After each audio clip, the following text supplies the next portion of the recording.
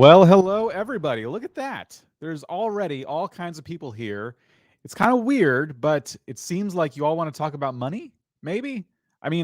With the title and the thumbnail the way they are, I would assume you're either here for one of two things. It's either money or Emily. Probably not both.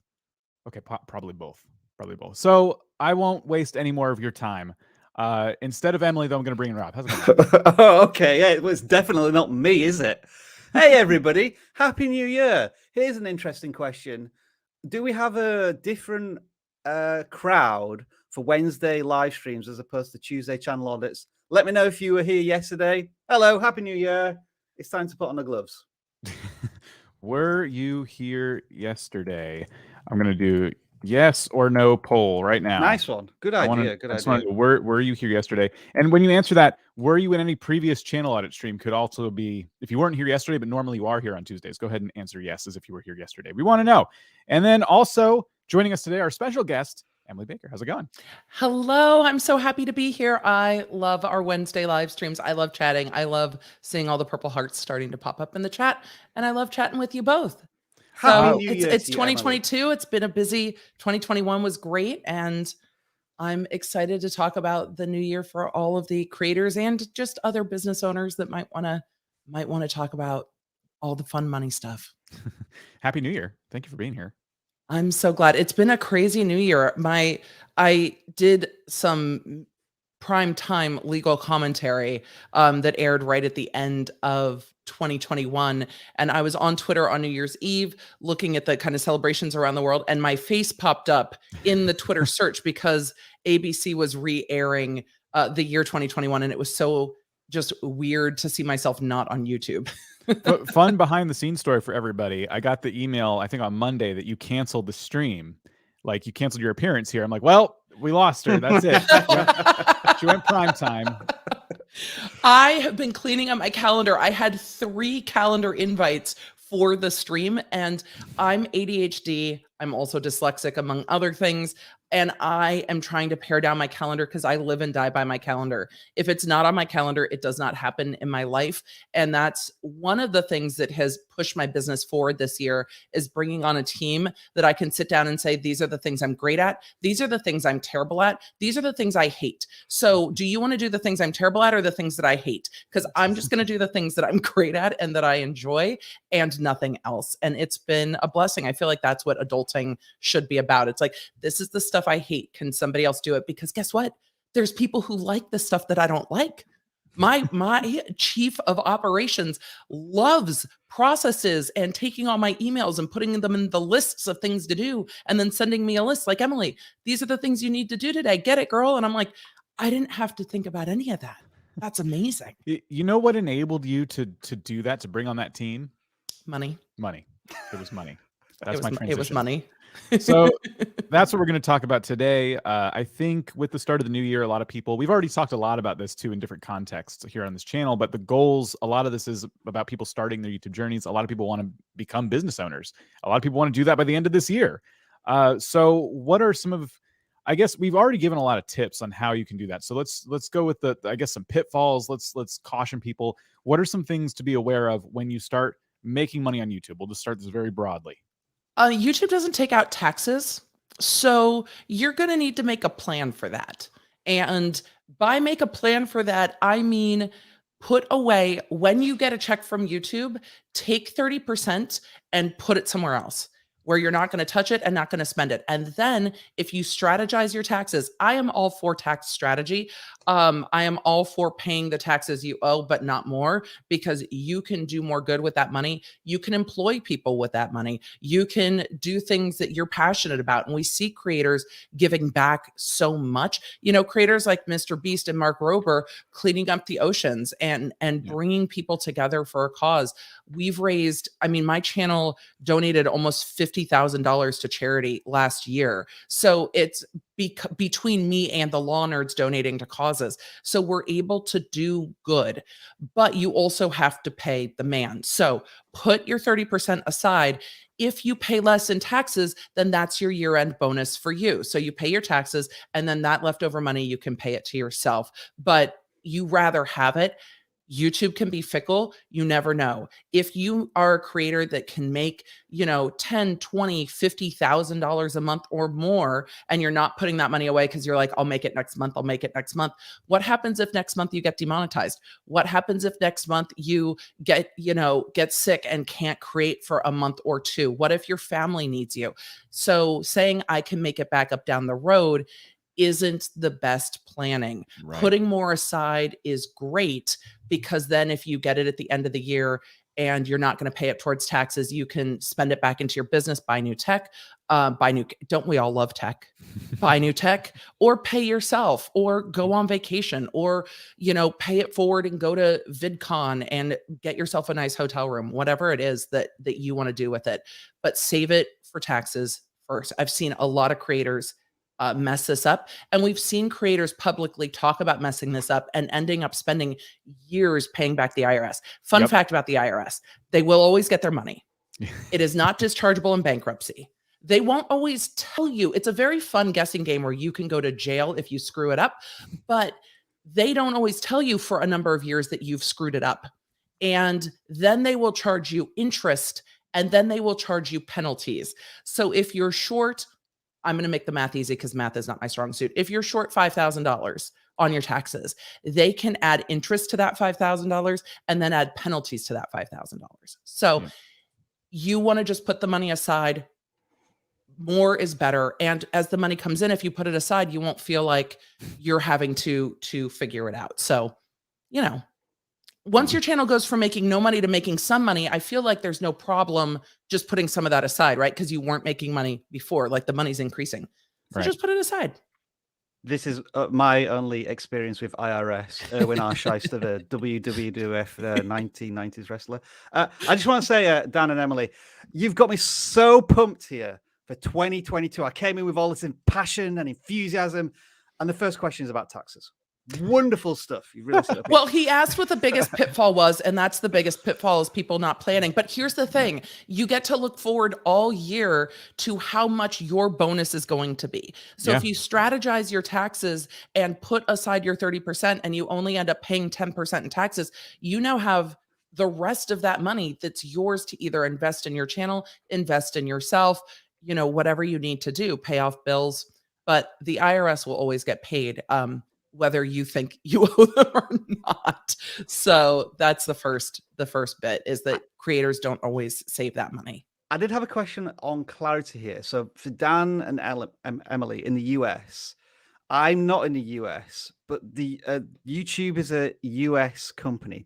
And what we have to do if we're outside of the US is we have to fill out a form through Adsense. So it means that we still get 100% of our ad revenue, but then we have to pay off the taxes in our country. Yes. So in the US, YouTube still doesn't take out the tax for you, does it? You still have to submit it yourself whenever you need to do it. I guess it's like by the Which end. I prefer. Yeah. I don't want YouTube to pay too much to the government, and then I have to go get money back from them. I would rather give them money than have to try to get money back out. And when you strategize your business, you can use a lot of that money because you get it 100%. You get, 100 pennies to your dollar when you get money from the IRS or from YouTube. If you get paid from a traditional employer on a W-2, you get about 70% of every single dollar. Yeah. So the IRS does not tax you on anything other than your profit generally in your business. These are broad, applicable in the US themes. Your mileage may vary depending on your family, your life, your spouse, lack of spouse, how many kids you have, what state you live in, things like that. But generally, you get 100% of every dollar from YouTube. If you spend it on business expenses, it doesn't get taxed. When you profit, that's when it gets taxed. So that's how you get your money comes in, then you pay for the shit you need to pay for, then you pay taxes on what's left over. And if you end up spending a lot in the year, you end up spending a lot in the year. So outside of the US, as long as you fill out the forms, you get 100% of the revenue, but then you have to figure out how much tax you owe in your your country. area. We've done videos on this on the vidIQ channel. I'm sure there's plenty now on. And I think when you do monetize, YouTube will pretty much tell you exactly what you need to do. So just be aware of that. But ultimately, if you earn $100 per month, or like let's say you earn $1,000 over the course of 2022, you're not actually earning $1,000 to keep. You need to set aside X percentage. In the US, it's 30%. You're saying you need to set aside some of that because IRS or the Inland Revenue or the CRA, those are all different terms for tax collectors in different countries. You need to give them some money at some point.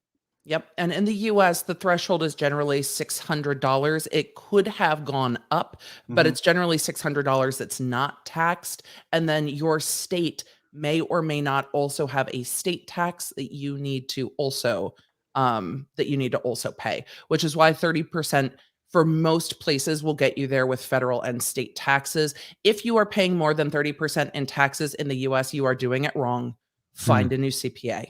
You are not look, the tax system in the US is a game, and you need to think of it like a game, and you want to try to speed run that shit as best you can. So you need to find someone who can Sherpa you through the tax system, get a good CPA, let them tell you where the pitfalls are, where the shortcuts are, and speed run it. It's what business owners do. It's why you can use businesses to build wealth in the US better than being a W-2 employee. It's why the US, traditional businesses are nervous by things like the creator economy, because more people come out of the workforce working for themselves and building their own wealth and then creating their own economies. How many people do I have that I pay monthly? I pay a video editor, a podcast editor, a right hand who helps me with merchandising and like other stuff, my chief of operations. I'm bringing on PR. So 6 people, because customer service for my shop. So there are 6 people based on my channel that I'm able to pay. I'm also able to pay my kids, and I can pay my kids without that being taxable, up to $12,500 per child, because they also work in my business and helping me break down boxes when I unbox things and helping me film things and stuff like that. So there's an interesting indefensible there, I think, on child labor laws. Just give me a few minutes. So we are already getting some questions, and there will be a Q&A segment to this. But so I'm trying to grab some of these questions that are coming in, like from the Bearded IT Dad. I did see your question, so I grabbed it. I'm sure there's lots of them. There's going to be a lot. We will cover it in the next part in today's live stream, so please do stick around. And when you're thinking of things, write them down. We want to make sure everybody can hear, the answer. And I should say, for those of you that don't know me, when I joke about you can go to jail, I am a former deputy district attorney. I actually tried a tax case to a jury to trial of somebody who was actually a tax preparer who was breaking the laws, not the individuals. But during law school, I worked with the U.S. Attorney's Office, the feds, in their tax fraud division, and it was fascinating and illuminating.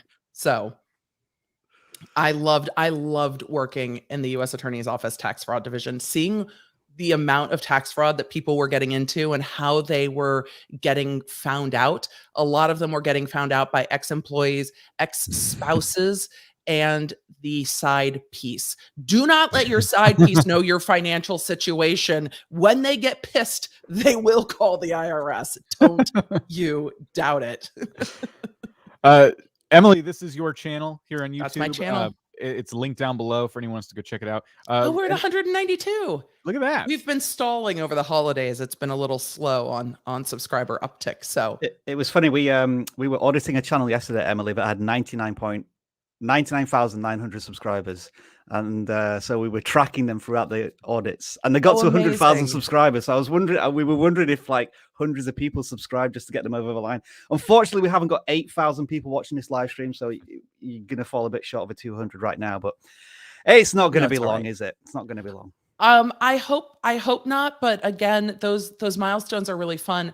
What I love is that we have, even on a slow day, 4,000 people on a stream, and that's been consistent since last year. Yikes. Up to, I think our highest stream was up to 11,000 concurrent though I've been on other LawTube streams where we've gotten up to 80 and 100,000 concurrent on stream. It's really interesting to see the shifts in streaming and the shifts in what audiences want to watch. It's been great. So this is Emily's channel.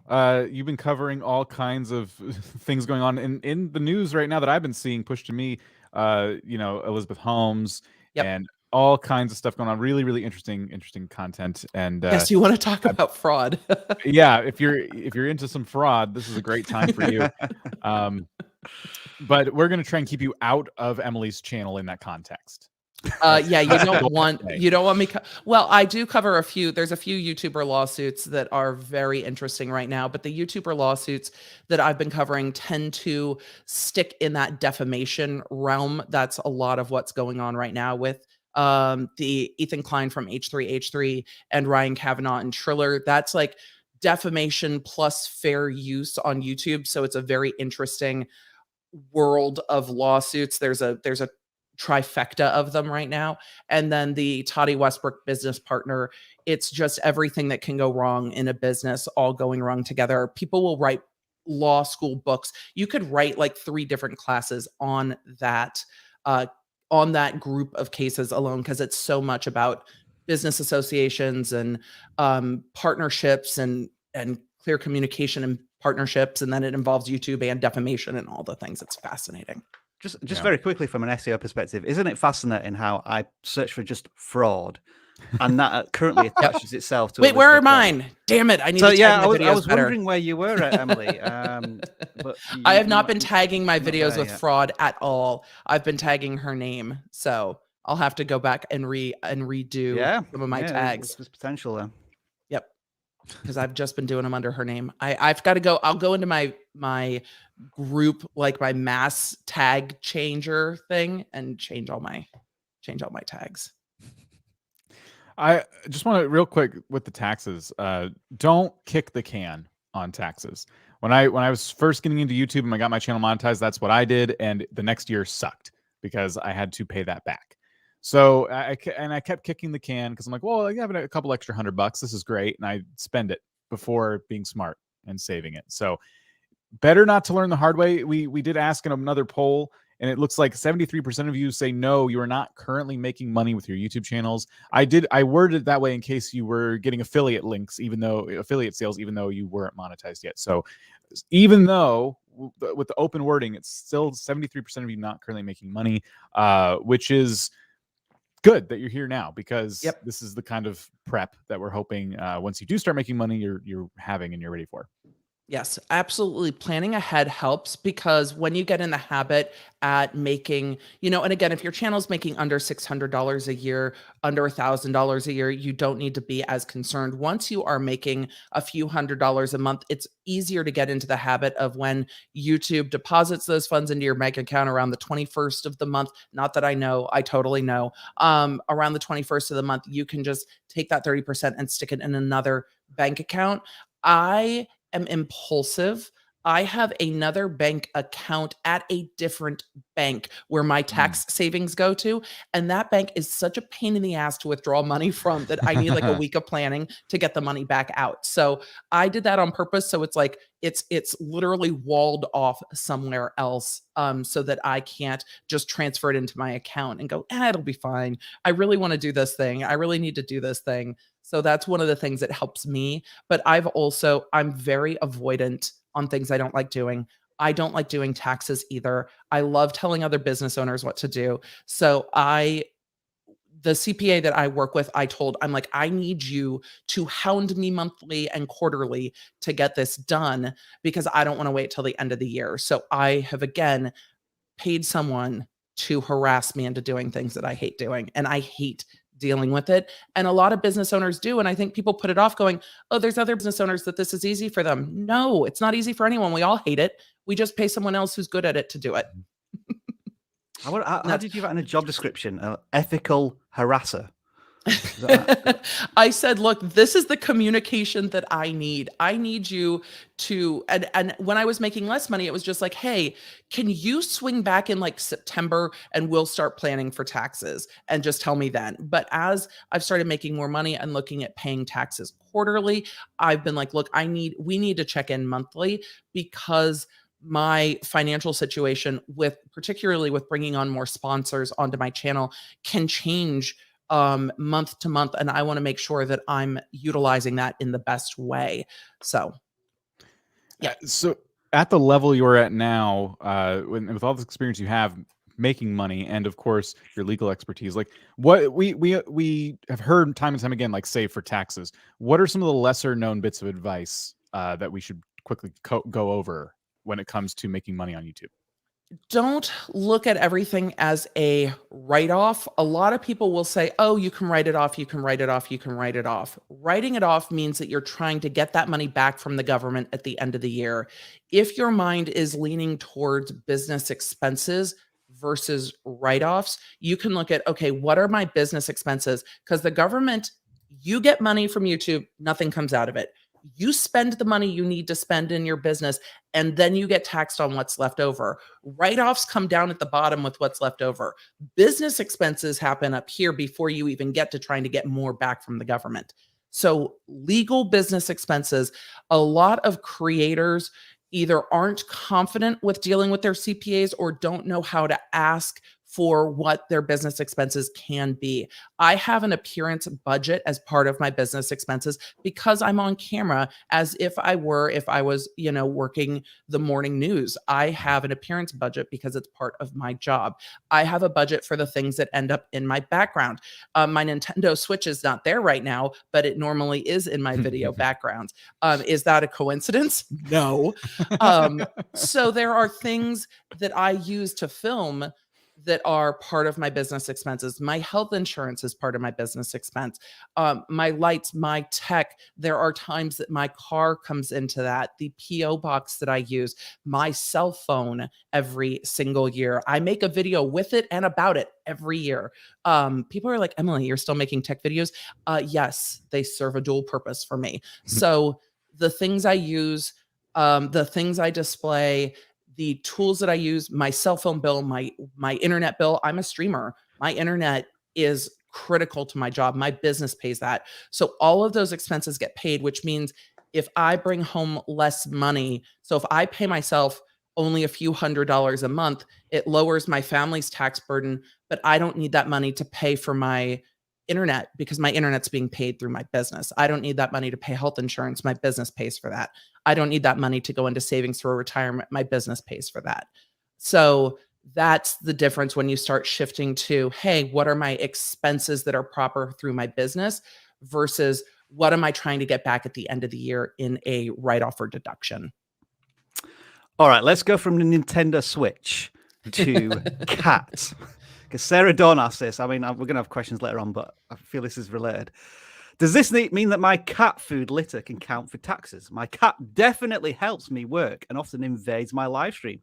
I have raw footage. She has evidence of this cat helping them with tutorials. Tax write-off? We're not talking about write-offs. We're talking about business expenses. All right, expenses. I have not seen pet food as a business expense. However, I would imagine you could talk to your CPA about it and ask, would that be a business expense? I have never had that question come up.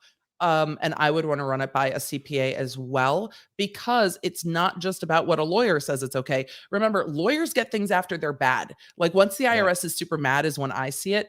CPAs see it before the IRS gets mad. And there's a difference between can it be an expense and will it be an expense that gets red flagged. You don't want to do the red flagged ones because you're going to just ask for an audit. And that's not necessarily something that you want to do on purpose. So yes, it's possible, but I would run it by whoever helps you with your taxes first to make sure it's a valid business expense. I mean, Dan, I'm sure this has piqued your interest considering your cat's tail appears in multiple live I mean, streams. my cat is in my stream all the time. I've never even thought of it.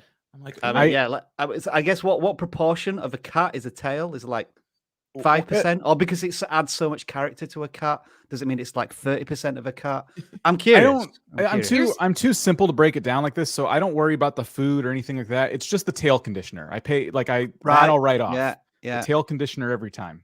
Here's the thing too, though, is when I use my business credit cards, I heavily lean into points, and I will take those points not as like payment back towards the bills, but I'll take them as rewards points into personal. So I will get those things for PetSmart, for Amazon, and for other things I purchase. So the points come out and go into my personal. And if you do that correctly, they are not taxed. Fair compensation for the pawners. I mean, they are a critical part of my channel. I will quickly answer this one. Sorry, I'm just seeing some questions come up.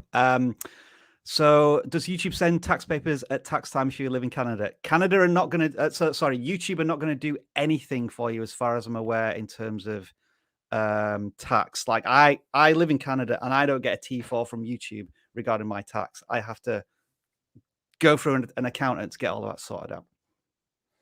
We can move on to questions if you want. I mean, I think I have lots to talk about, but it'll come up throughout, I think, the questions as well. I think the biggest things with making money in your business is plan for it. Don't be afraid of it. At some point, you can take better advantage of an LLC, possibly a corporation, depending on your channel. And there's lots of ways to strategize that as you start making money, depending on what state you live in. In the US, that becomes highly state dependent.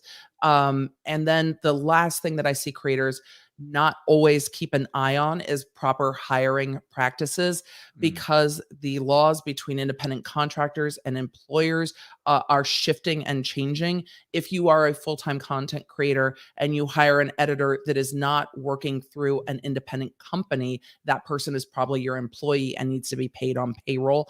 And so those are things that need to be kept in mind when you are hiring. If you're hiring someone through a company, or hiring someone through something like Fiverr, then they are not an employee. They are actually a contractor. So there are things to keep in mind as you grow, but don't let that discourage you from growing. Just know that there are questions along the way, and answer those questions as you move along the way, because it's absolutely worth it. It's not worth it to play small because you're afraid of making money because you don't know the questions to ask. Make the money and hire the people who know more than you do.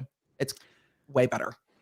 Let me ask you this very, very general, basic question, Emily, because you, myself, Dan, we come into this with life and professional experience that we know we need to pay taxes at some point. But let's say it's a 16, 17-year-old who's just monetized. Maybe they've not had a job, but they're actually now earning $100 a month or whatever. What would you say is like the absolute minimum or first thing somebody should be doing to just consider that I'm earning this money, and I'm aware that in the world there are things called taxes and governments, but I don't really understand what they are. What do you think they should do? So the rules can be, over the age of 16 in the US, the rules aren't going to be that different tax-wise.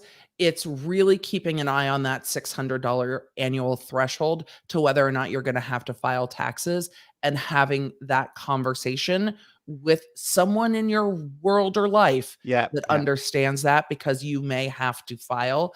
And it's just something to be like, oh, my channel's starting to make money. What do I do now? Because that can happen quickly. You can swing from a few $100s on YouTube to a few $1,000s to more, depending on how your channel grows pretty quickly. The thing with YouTube is it does pay 30 days behind. So you get paid in January for December, not for January. So you can tell it's coming. It's not like you can see in your analytics that money is going to be coming in, and you can start to plan for that in that kind of gap month. So the number one thing you need to do is know that you need to ask the question about, at what point do I have to pay taxes? And that threshold for kids is up to $12,500 that they can get paid without paying taxes generally. But there's also a $600 threshold for reporting it. So reporting it is different than paying it. Right. And you need to file your taxes even if you are under the age of 18, because it will stop the IRS it will start the clock on them and stop them from coming back 9-10 years later and being like, oh, by the way, now you're Mr. Beast, but 15 years ago you didn't file and we think you probably made money. If you at least file it, even if it's wrong, there's a limited period of time that the IRS can come and ask you questions about it. I think the biggest thing I've taken away from that is that in terms of the concept of a threshold, like in many countries, you are allowed to earn a certain amount of income before you pay any taxes on it. Yes. Now, it sounds like in the US, you still need to report it, but you don't necessarily need to pay anything on it. Yeah, there's a threshold. There's a reporting threshold, and then there is a payment threshold. Yeah, payment threshold. And I think also, I remember back in the UK, like I think the threshold is like £12,000.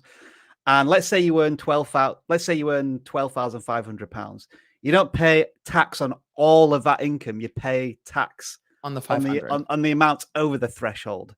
Yep. So yeah, I think finding whether it's talking to a parent, guardian, whoever, and knowing what your threshold is, because often when a creator first starts monetizing, if they don't have any other income in their lives, they probably don't need to pay taxes, but they're more than likely need to start thinking about how to report it and it's a good habit.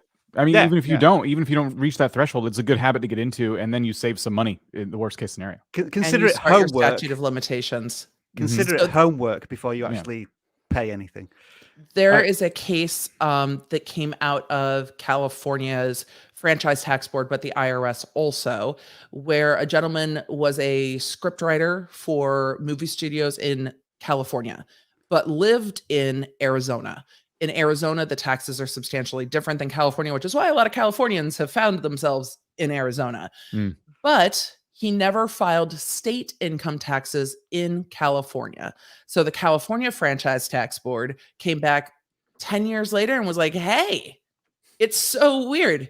You made like $40,000 writing for Universal or whatever studio it was, but you never paid state income taxes in California. And he's like, that's so weird. I live in Arizona. And they're like, right, but you earned income in California. So you needed to file state income taxes in California, and charged him the back taxes, the interest, and the penalties on it. So it compounded to be almost as much as he made total. So if he had filed it, it would have been too far out in time for them to come back and get him. And that is the case that always sticks in my head with it's better safe than sorry, and it's better safe to file than not to file.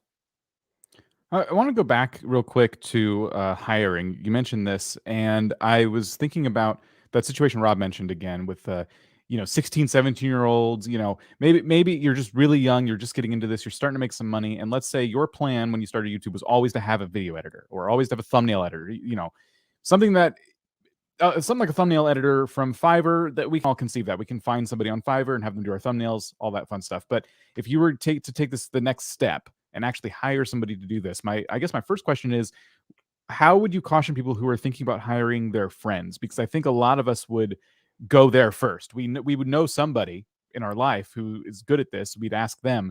Do you think that's a good idea for somebody who's just kind of getting started? Oh, it depends on the people. And it depends on what you're hiring them for. Hiring something like a thumbnail editor, like if it all goes wrong and you've lost some money paying them and you don't like your thumbnails, you can fix it. But if you give them back-end access to your channel and full access to your channel, and something goes wrong and they lock you out of your channel or upload unflattering things about you in your community tab or something like that, things can go wrong very quickly.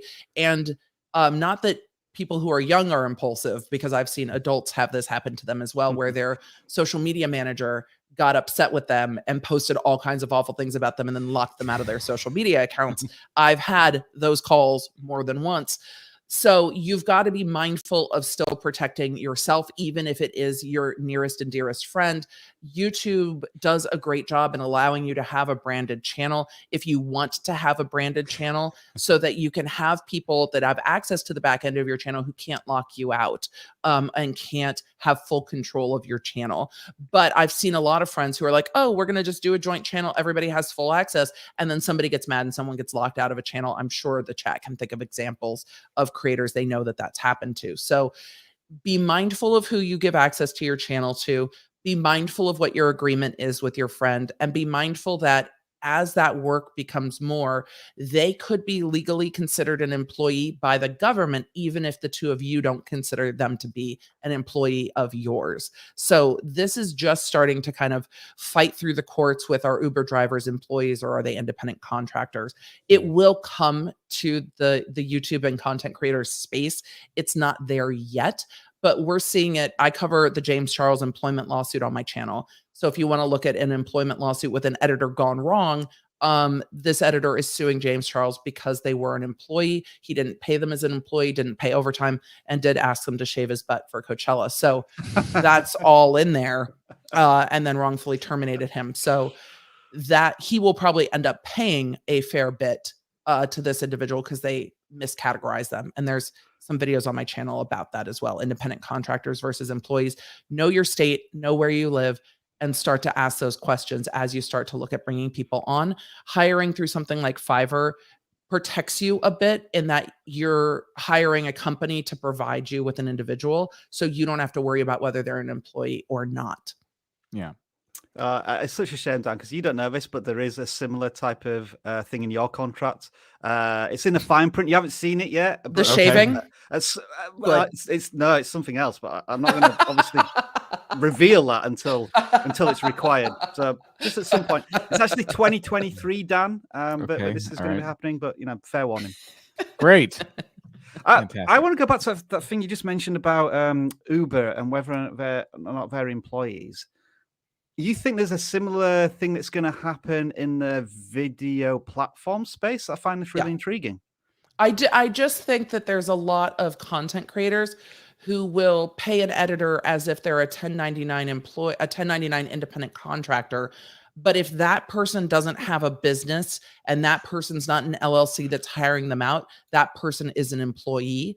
And I think as creators make more money and as the creator economy grows, I think you will start seeing state governments go, oh, this is another area where we're not getting employment taxes and payroll taxes.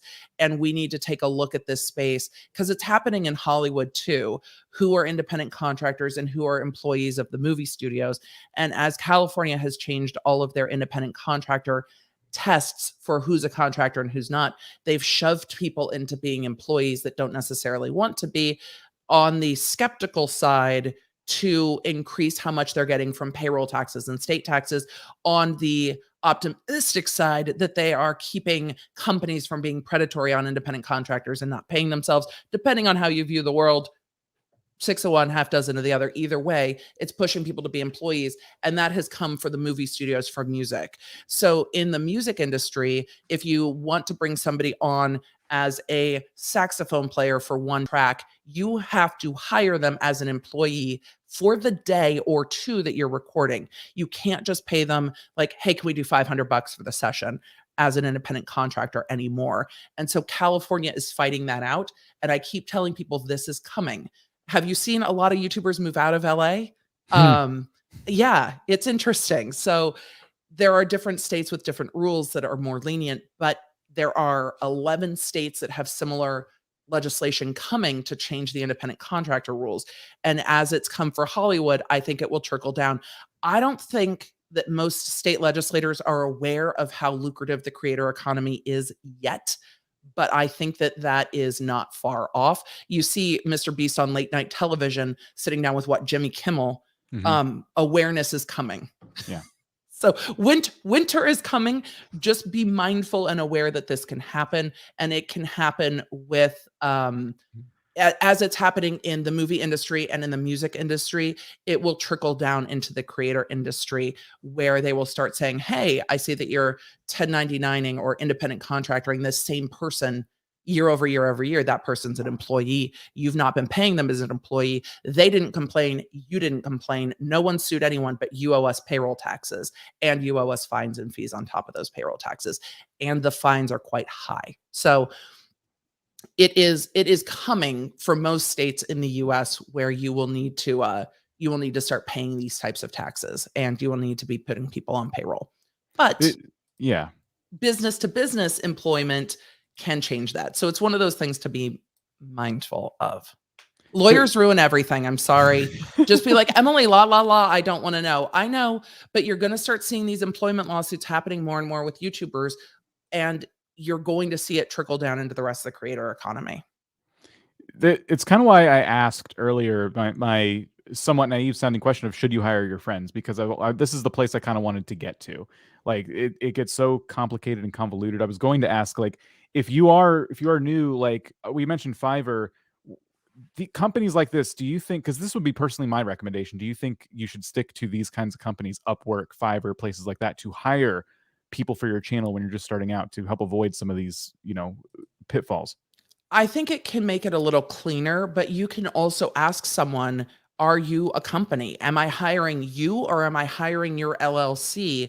And know the state you live in. There are attorneys that work with entrepreneurs across social media. TikTok is full of lawyers. So is Instagram, where you can find lawyers in your area that talk about this and start looking at what are the rules where you live for independent contractor versus employee. It gets complicated when you start hiring people outside of your state, and then their state rules might apply sometimes, but sometimes your state rules apply. So it can get complex very quickly if you're just looking to see how you work with someone and how help looks like for you.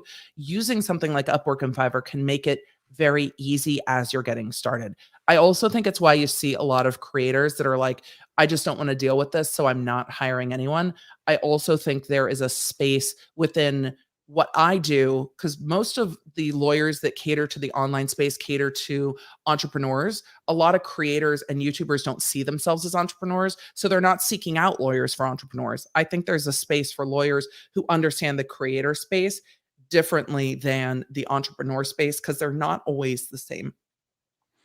I don't know why this brought me there, but like as a personal aside, I've been thinking about, like, okay, what if I wanted to hire an editor for my personal channel? And my biggest drawback with that is I want to find somebody who specializes in my kind of entertainment. And the video editors I find are all at a very professional level. They're looking to edit TV commercials, movies, TV shows. Right.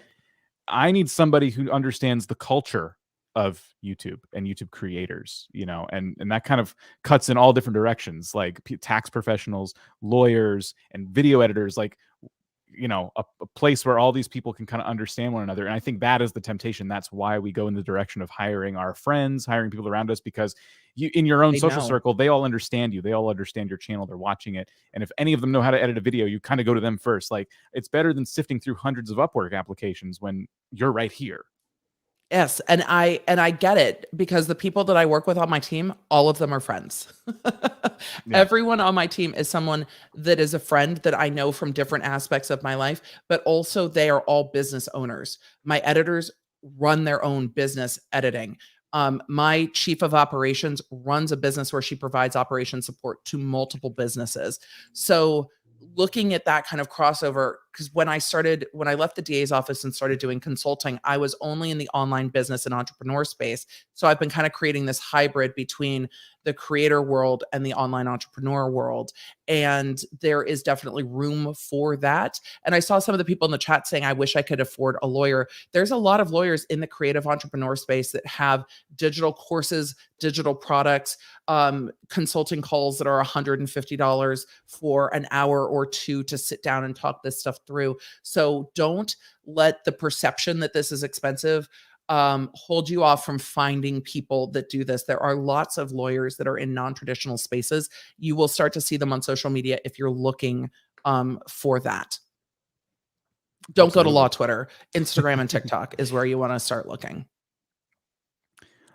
Should we start tackling maybe some of the questions we've been saving kind of in the background? Yeah, I think we've got 9 already. I mean, when I start talking about independent contractors, everybody's eyes glaze over and they're like, why is the government making this more complicated? Taxes. That's why. Yep. Sorry.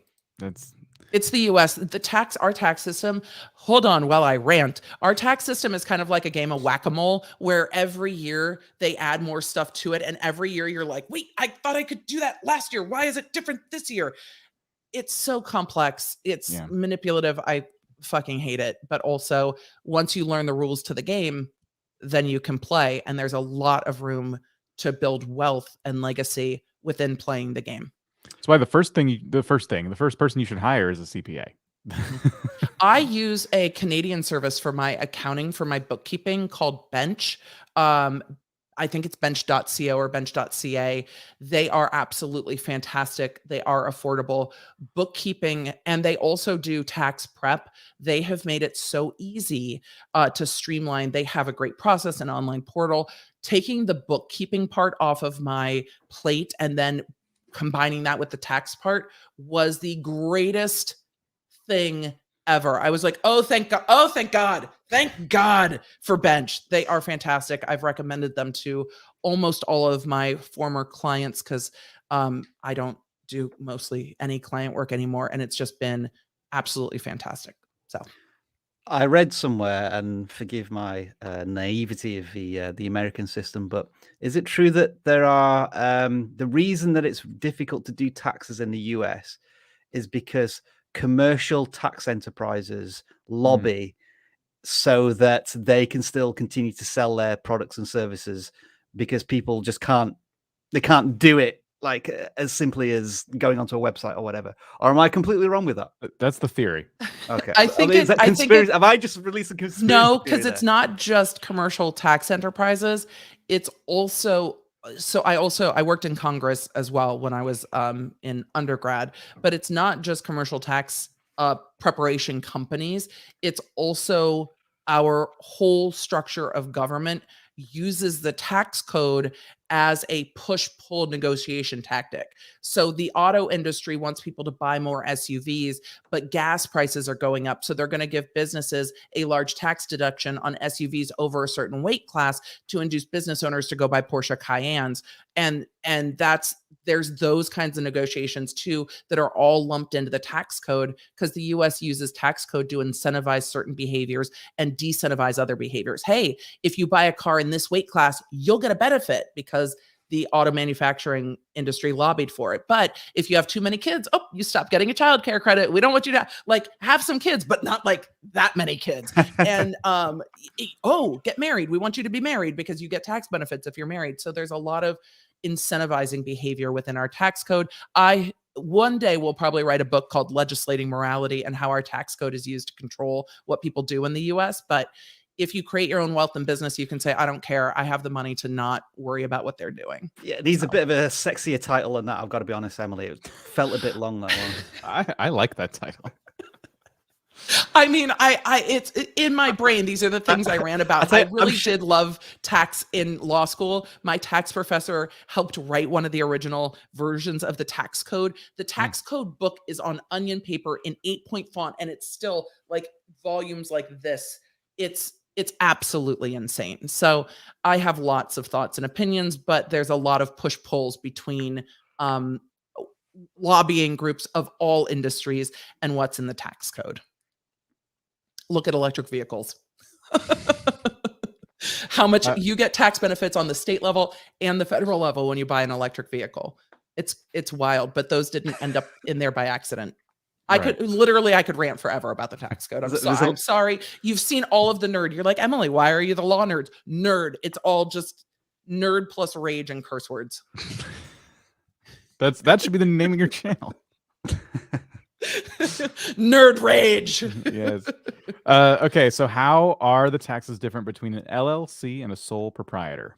Oh, the bearded IT dad. I hate to give you the lawyery answer, but it depends on your situation. It depends on if you have other income coming in, but generally there are more expenses that an LLC can take advantage of than a sole proprietor in most cases. But it depends if you're a single member LLC or a multi-member LLC, because some states treat those two things differently. Some states will treat an LLC as a disregarded entity, which is a sole proprietorship essentially. So it depends on your circumstance if you can take advantage of the benefits of an LLC. And that's where a CPA who looks at all the money coming into your household can start to say, does this make sense to go one way versus the other? The only time I would say don't worry about taxes when you're looking at an LLC is if you are in a field that could be high risk or high liability, where you really do want that protection of an LLC. I also think the benefit of an LLC is when you are working with brands and stuff, you're not giving them your social security number, you're giving them different banking information, and you're creating an entity other than yourself that things are being paid through. So there are some benefits other than tax benefits in having an LLC.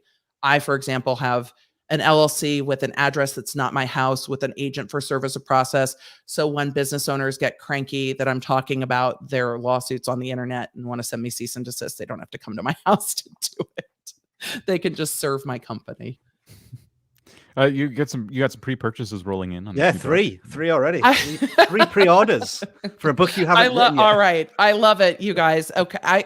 This has been in the back of my mind since I was like in undergrad, that I wanted to talk, because people don't talk about the societal control of our legislative system, and who's deciding, what is right and what is wrong. In the context of the tax code, they talk about it in like marriage acts in the Supreme Court and Supreme Court decisions, but they don't actually look through the tax code and go, oh, at some point you want us to not have any more children, and at some point you want us to buy cars like this. It's a lot. Our next question here. What's a CPA? A certified public accountant is a tax professional in the United States. They are certified like a lawyer. They have to go through tests and exams. They have to maintain their licensing. And if your certified public accountant screws up your taxes, you can sue them for screwing up your taxes, but they can also help you fix it. So if it's an honest mistake, your CPA can liaise with the IRS on your behalf and also fix it. And they can end up being liable if something goes wrong on your taxes, not you. So it's like hiring a lawyer. It puts another professional between you and the entity that might be an issue. So there's a lot of benefits. CPAs can be industry specialized, right? Because sometimes I see adverts where they say, become a CPA. And in order to make it sound exciting, they put the accountant in, like, they're actually having conversations with recording artists, or they're actually, they've got a hard hat on and they're looking at all of his construction to try and make it sound more sexy and appealing as a career. I think there are definitely CPAs that focus on different areas, because what you would do as an online entrepreneur, a content creator, an online business owner is different than what you would do if you're running a swim school or a ballet studio or a clothing line. And people can't know everything. It's why lawyers specialize in certain areas too. If somebody says they know everything about everything, they probably know nothing, and you should run. Rob, I think you set this one aside. It's not a question per se. Maybe I don't know if this was on purpose. Well, yeah, I guess because Emily said 30%. So it can vary by your own life situation, and it depends on if you live in a state where you're not getting state income taxes at all. And if it depends, if it has worked year over year and you don't see much of a shift in what you're making, then that might be the right number. So this next one happened in a moment on the show, and now I'm not exactly sure. Maybe you guys can remind me. So the question: who's done? First of all, I think that's me. Sometimes the little thing on the A falls off. It happens. I understand. So question is, when is that? We only make. When is the right time to hire? I would imagine. When is the right time to hire, like, an editor? Mm-hmm. We only make 60 to 100K a year on social media, and I figure a good camera person would eat that up, so I just do it myself. It depends if they free up your time to make more content, to make more money. You're buying time. Mm-hmm. Yeah. The idea is you would hire someone, and that'd be an investment, and you'd end up making more money in the end.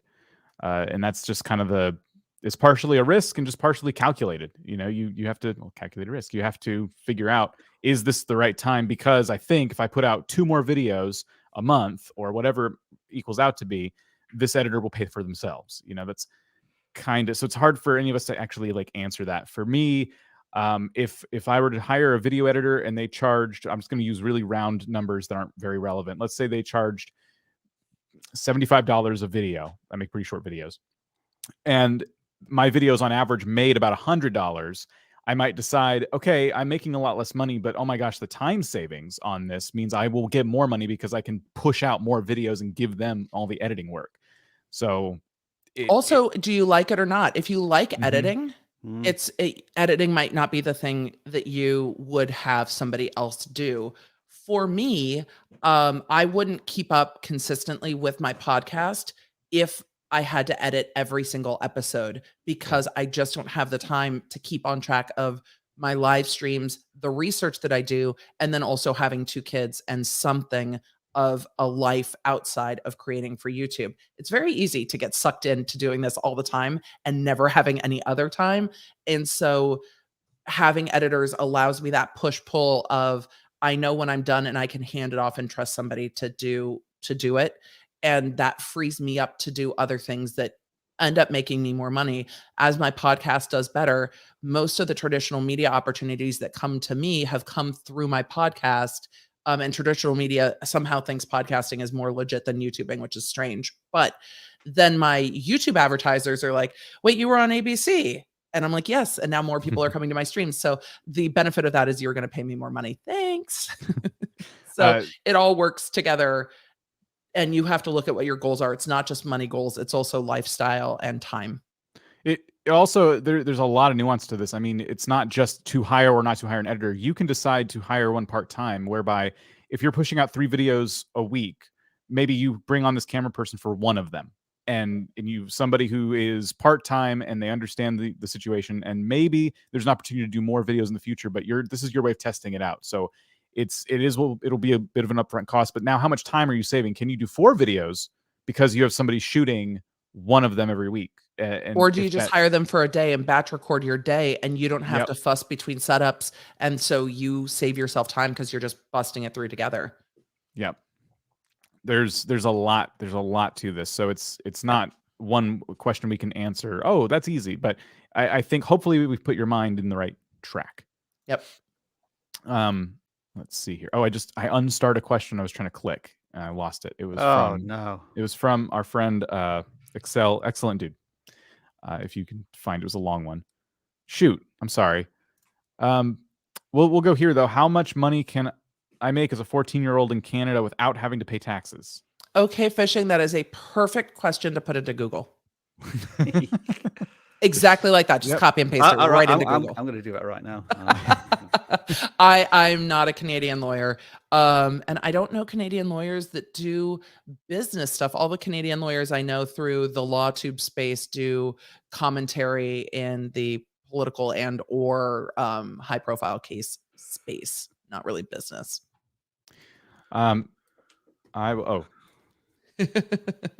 Luckily, fortunately, most teenagers don't earn enough income to be required. I'm sure they see it that way too. I think they feel lucky. Yeah. So again, it's that it's not so different than the UK and then the US, because the US is around 12,500. Which is why I say being able to pay your children if you are a business owner can absolutely be a huge benefit, because your kids don't get taxed that money. And if my kid wants a new pair of shoes or a camera or a Wacom tablet to draw on, he can now buy it out of what he has been paid from my business, or put that money into college savings. So instead of me getting money, getting taxed on it, and then saving it for my kid to go to college, we're not talking about the college savings accounts. I can pay him. I don't get taxed on it. He doesn't get taxed on it. It reduces my tax liability. And then that can go into savings for them, or into payment for archery or sports or whatever. So Rob, I'm not sure where this question was going, but you saved it. How about using a business manager? I was just starring questions as they came up. How about it?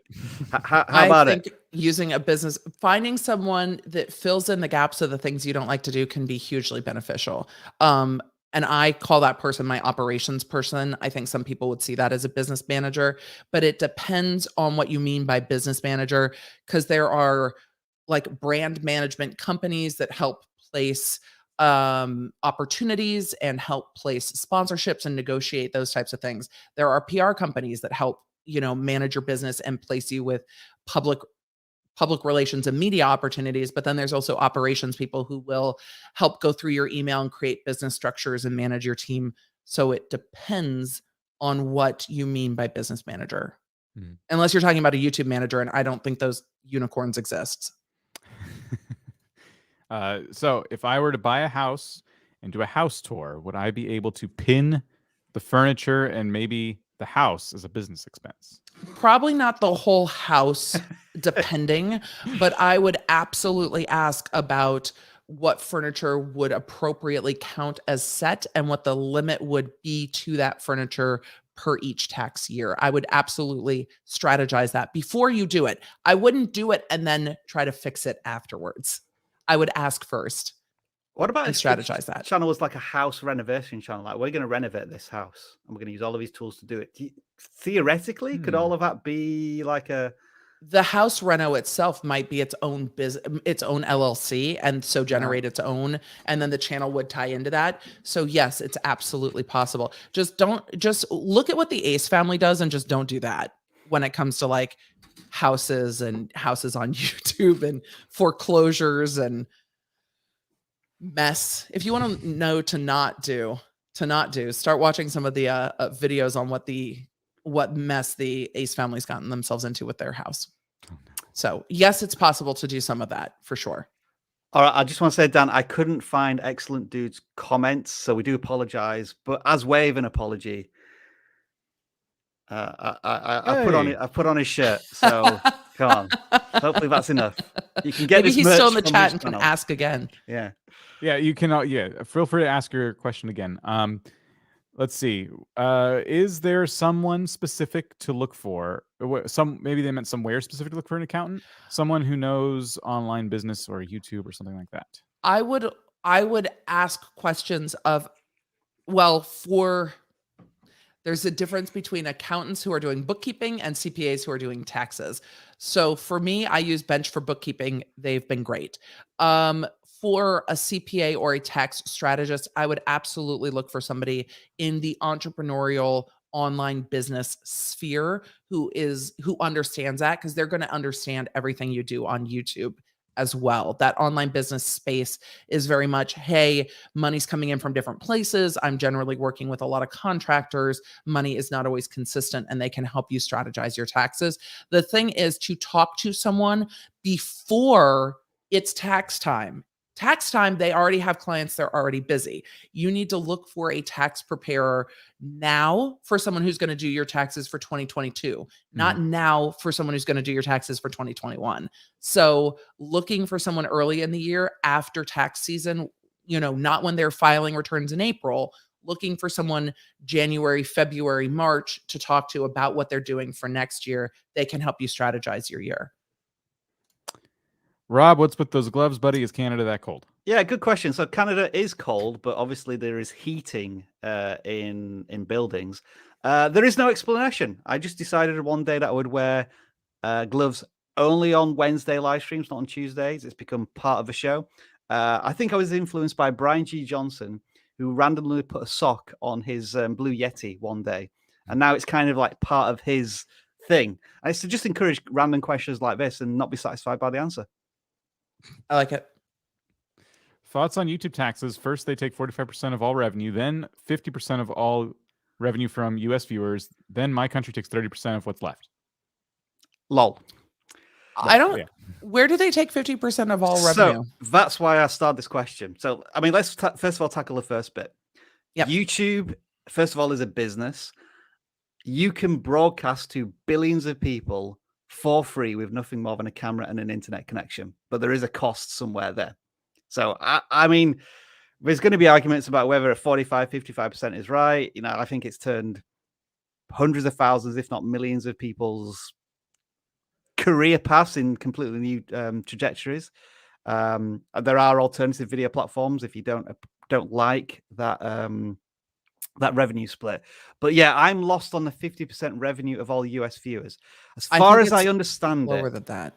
if you don't fill out the W8Ben form that YouTube asks you to do outside of the US, it will take 30% of the revenue from any views that come from the US if you don't fill out that form.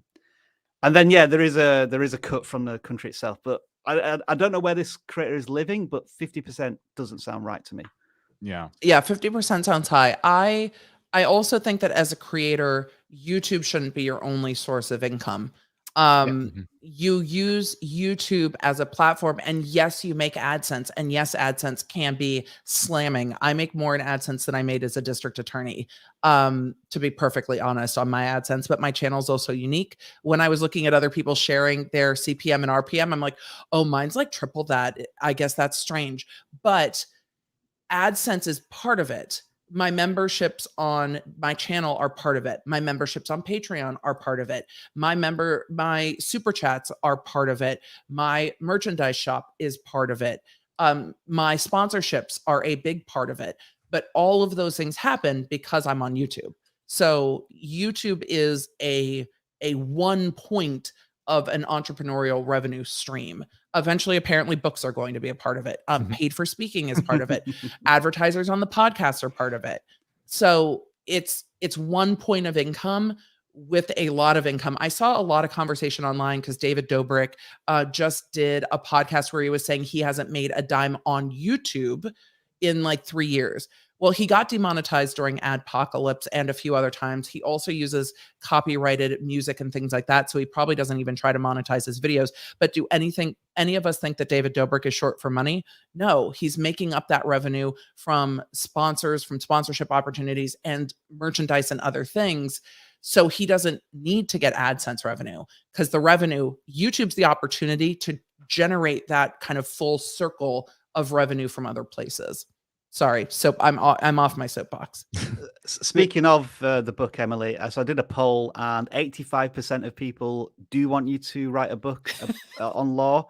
And so from 222 votes, that's technically 200 pre-orders already. All right, y'all. We will, legislating morality, we'll give it a sexier name, and we'll say, the government wants to control your life or something like that. I will get canceled by every single side of the political aisle for ranting about the behavior control in the tax code, but it'll be fun nonetheless, and we're all here for it. So let's bring a light to it. It's what my content does anyway. We just talk about what is in the law, and the tax code is a big part of that. Compared to what I've heard, just going back to that question real quick, compared to what I've heard about the revenue that you get from TikTok and Instagram, I've just talked to a couple creators in the space. So this surely isn't saying this is how everybody is, but the creators I've talked to are very disappointed in what they get from both Instagram and TikTok in terms of that revenue. It's so low. And then I think about YouTube and just AdSense alone. I'm like, wow, like, in that regard, YouTube, even with the split that some people are upset about, is substantially better. I mean, when you compare, these creators. And another really important thing to keep in mind.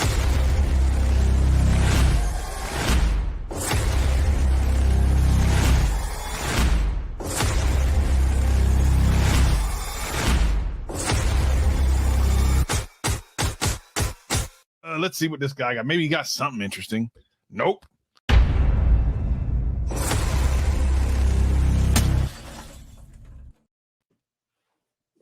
I have returned. Listen, I'm going to need some legal help.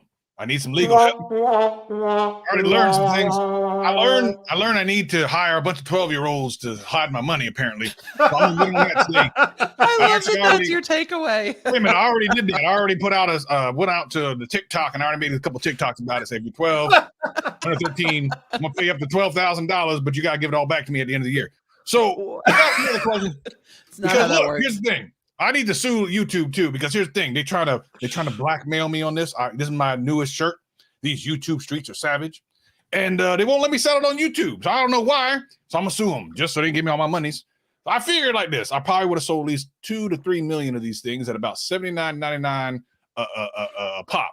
So how much can I sue them for, Emily D. Baker? And when can you start representing me? This is not an offer of employment nor an acceptance of representation for any legal issues within any jurisdiction throughout the world or wherever.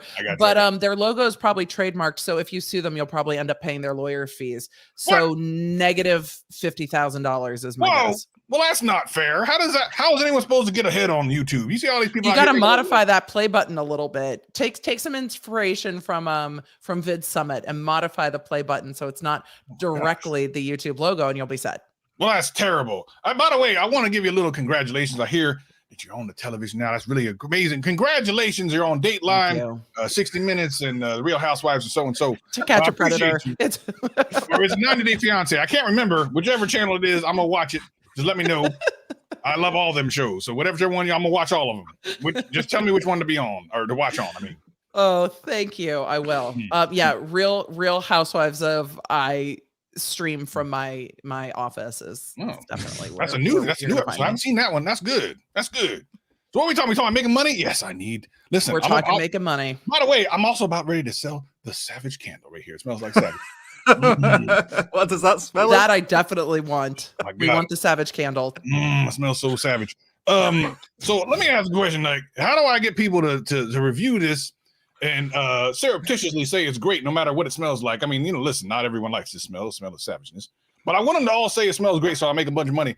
What kind of contract do I need to give them, Emily D. Baker, so I make sure that they say the right things, not the wrong things, so I don't got to cancel them? I would send them a contract telling them that you want an honest review, that you will send them a free unit, and that they need to indicate that they received it for free.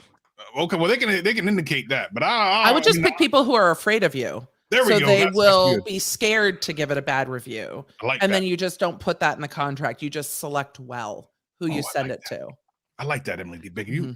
You on top of it. No wonder you famous. I love this. Either that or you look at Jacqueline Hill's PR list, because no one on her PR list really called out the hairy lipsticks. And if nobody's calling out the hairy lipsticks, they're definitely not going to call out your candle. So send it to She had some hair on her lipsticks. I wouldn't listen. I wouldn't use it after that. You put your lipstick on, got some hair on your lipstick. You got to throw it away. Stuff and shave that thing off. Isn't the Savage candle the smell of burnt hair? No savageness. Once you settle down over there, burnt hair is something else. What you think this is? You know what I find hilarious about all of this? Like we've been talking about taxes, now Savage is on, and somebody still wants to try and get this question through. It's like we're just not in that headspace Pink. right now. Pink is the best color. Pink with white accents. There you go. With red accents, actually. Pink on red looks perfect. Another quick question. When are you going to be too famous to be on this live stream, Emily D. Baker? Is that next week or something? I can't tell. It's going to happen anytime. I know you probably, here's the thing, it's real funny. She probably signed a contract with it, but she could probably get out of it if she really wanted to. Let's be honest. She knew when she looked in that. I love vidIQ. I am not famous. These vidIQ fools don't know what they putting in here. I can own the company if I just sign my name backwards. Watch this. Stop it. She probably actually owns half of vidIQ right now. We just don't know it yet. If I stop coming on, you'll know. What a wonderful segue.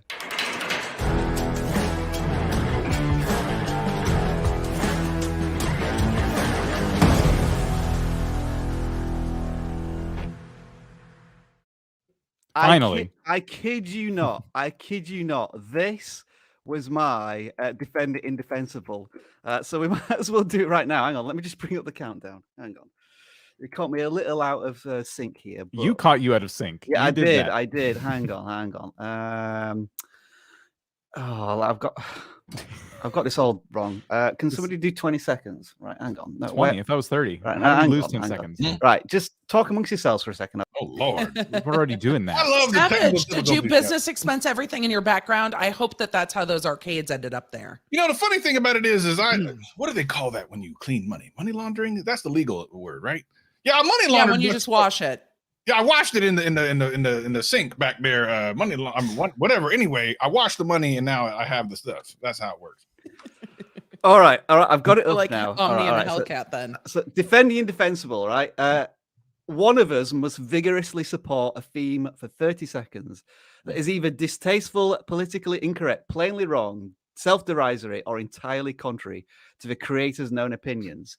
And it just so happens that this is the one that I set up for Emily. You have 30 seconds. Boy. Why am on this piffy little live stream? ABC are calling a game. I'm too big time for vidIQ right now. You got 30 seconds. Go. I should just go. I should just cancel right now. I shouldn't be here at all. So you know what? I'm just not going to be here. That's how I'm going to defend the indefensible. Emily D. Baker is not here. Emily D. Baker, you don't know her. Lawyer Cat, though, is happy to answer questions. Lawyer Cat recently got removed from Twitter, which is a total travesty. And no, ABC we're not calling today, but Times Radio London was very disappointed that I was busy today and couldn't talk about the Holmes trial. But I love being on vidIQ's channel. So that's a hard defend the indefensible. But you don't know me, I'm too Can famous. somebody just clip this? Emily, can you just please say, I'm not a cat? I'm not a cat. I'm here live. Your Honor. Your Honor. Oops. I am not a Sorry. cat. Oops. You ruined it. I think a round of applause there. Round of applause. That was fantastic. That was good. That was good. We were ready. I mean, Savage's 5 minutes in VR last year was almost as good as that. Almost as good as that. That was real. Lawyer Cat comes out on occasion. I love Lawyer Cat. It started with the original Lawyer Cat. Things that Zoom Court brought us. You have to find some humor in the fact that court is taking place on Zoom, which is wild still to me that that's happening. But no, it's been a really look at the end of 2020. My YouTube channel had crested over 5,000 subscribers. In 2021, and my podcast today talks about this a little bit too, but in 2021, we went from just getting over, into, 20,000, 30,000, 40,000 up to now 192,000. And lots of traditional media. It's been very interesting. When the BBC is like, hey, can you give us some legal analysis on this case? I'm like, sure. Yeah, sure. I do legal analysis. That's exactly what I do. And I love it. It's been great. So ABC was a lot of fun. They found me because of my audience, my channel, and my podcast. But the only reason my podcast has grown and charted is because of my YouTube channel. My YouTube channel has driven absolutely all of that growth. I mean, I guess I am on my YouTube channel, so me too, but Oh no, a Me Too moment on vidIQ. Let me tell you, my savage analysis of that was that Emily D. Baker has done it all. And she did it all in 2021. It's all down from here. It's all downhill from here. Hopefully everything goes well for you, Emily D. Baker, because you're a good egg. I like you. I have my defending indefensible for you, Rob. Oh, ready. Sure. All right, then let's do it. Do you want me to bring up the thingy again? All right. Oops. There we go. I've got it on. All right. Are you ready? Yeah. Ready as I'll ever be, Dan. Okay. Yeah. It's okay to use YouTube to endorse products you don't like as long as the product has a good return/refund policy. Well, I tell you, that is an excellent point, because I'll tell you what I just did. Literally a week ago, I bought a teleprompter for my camera without even realizing that all of the lens rings don't fit for my camera, so I had to return it. I've also returned MacBooks. I've returned Insta360 cameras. Folks, whatever you want to do, buy it, write it off as expenses, return it, all good. Not legal advice. It was succinct. That was inferior. That was an inferior attempt versus Emily's. You believe it too much. Yeah. Has anybody got any more set up for this, or should we leave it for a little while? I have another set up for because I've got one for you as well. Here. All right, okay. If you want me to go again. Yes. Should we do Savage needs one. Yeah. All right. I got one for Savage. Oh Lord. This is gonna be I'm sure great. Let's see if I can get this set up would work. There we go. That's a better way of doing it, isn't it? Oh, I like that. All right, ready? Yeah, let's go. All right. I constantly scam people out of their money and time, and if you were smart, you'd do the same. This is actually the #1 rule of Savage Academy: is make sure, win if you can, lose if you must, but always cheat. Make sure that you get the money that isn't yours so that it can become yours, and it's a tax write-off as long as you get at least $3,000 within 30 days of scamming your first person. Now, an upside-down pyramid is actually called a triangle, and that's not illegal. I've looked that up on many different websites, including vidIQ.com, told me that's okay because it's a triangle, not a pyramid. What? An upside down pyramid is a triangle. Tell me I'm wrong. It's fact. Thank you very much.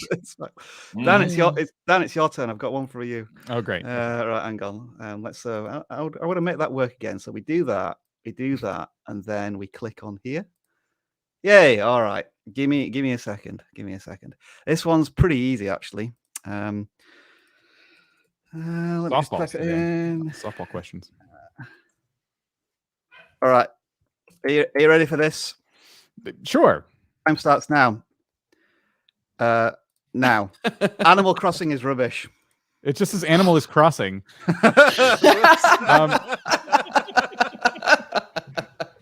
Oh, do I win? Yes.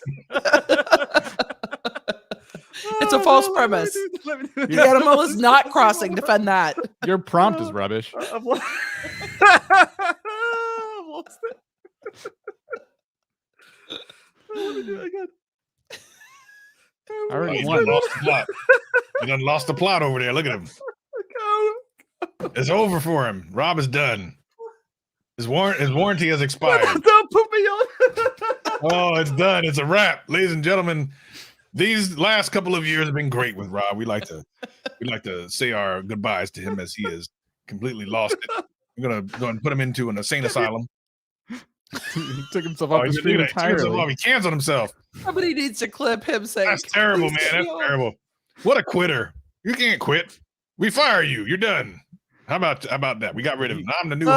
Oh, your time's up. You lost, Dan. All right. I'm glad I had my opportunity, I guess. It's a fun That's game. impossible to defend, though. It's not. What? Animal Crossing's amazing.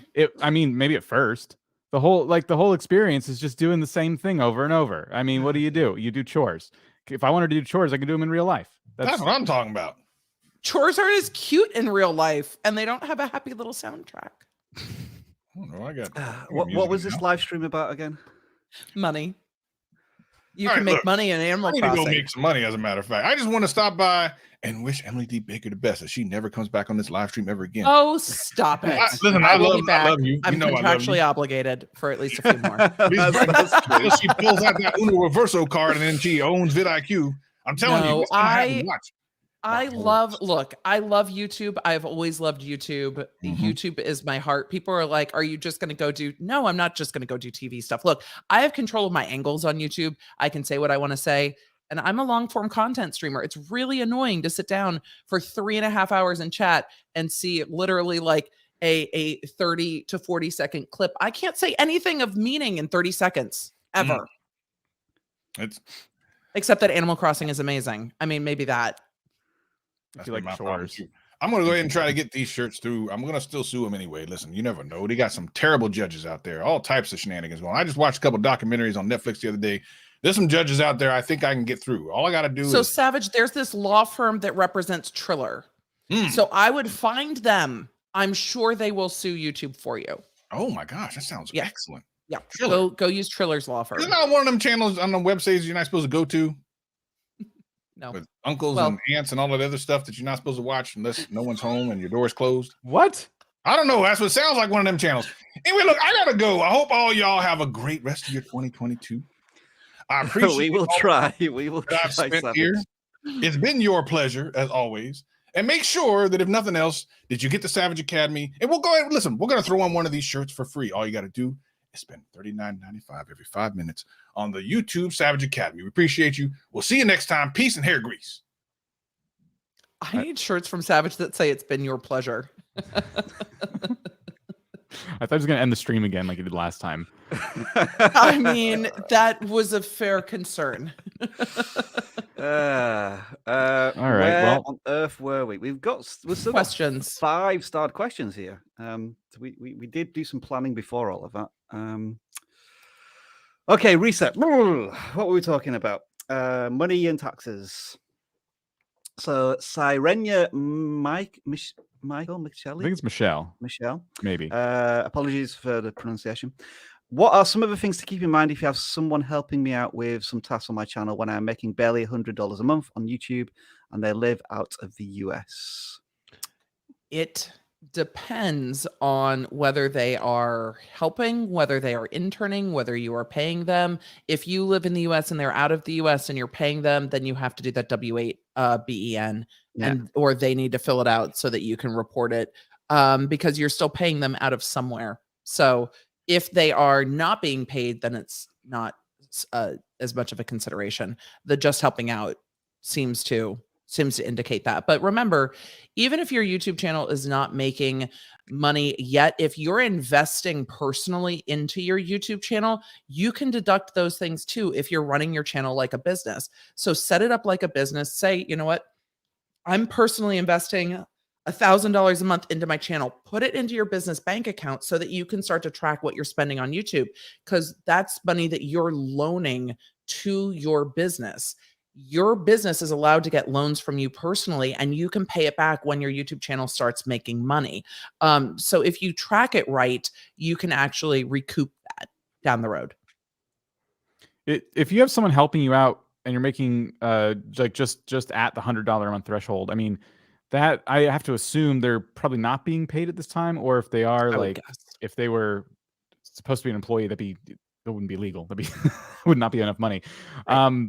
So I would say there's probably a certain point, and it's gonna be different for everybody, but probably a certain point where you would consider hiring help. And I don't think, unless you're making money by other means on your YouTube channel, I don't think it would be at the $100 a month threshold.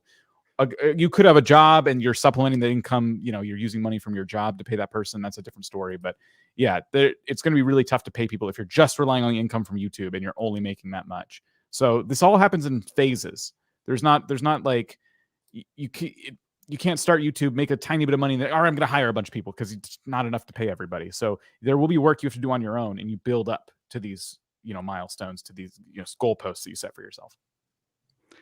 News just in, Savage has just let me know, and this is a 30-year-old Simpsons reference, but he's just signed up his attorney.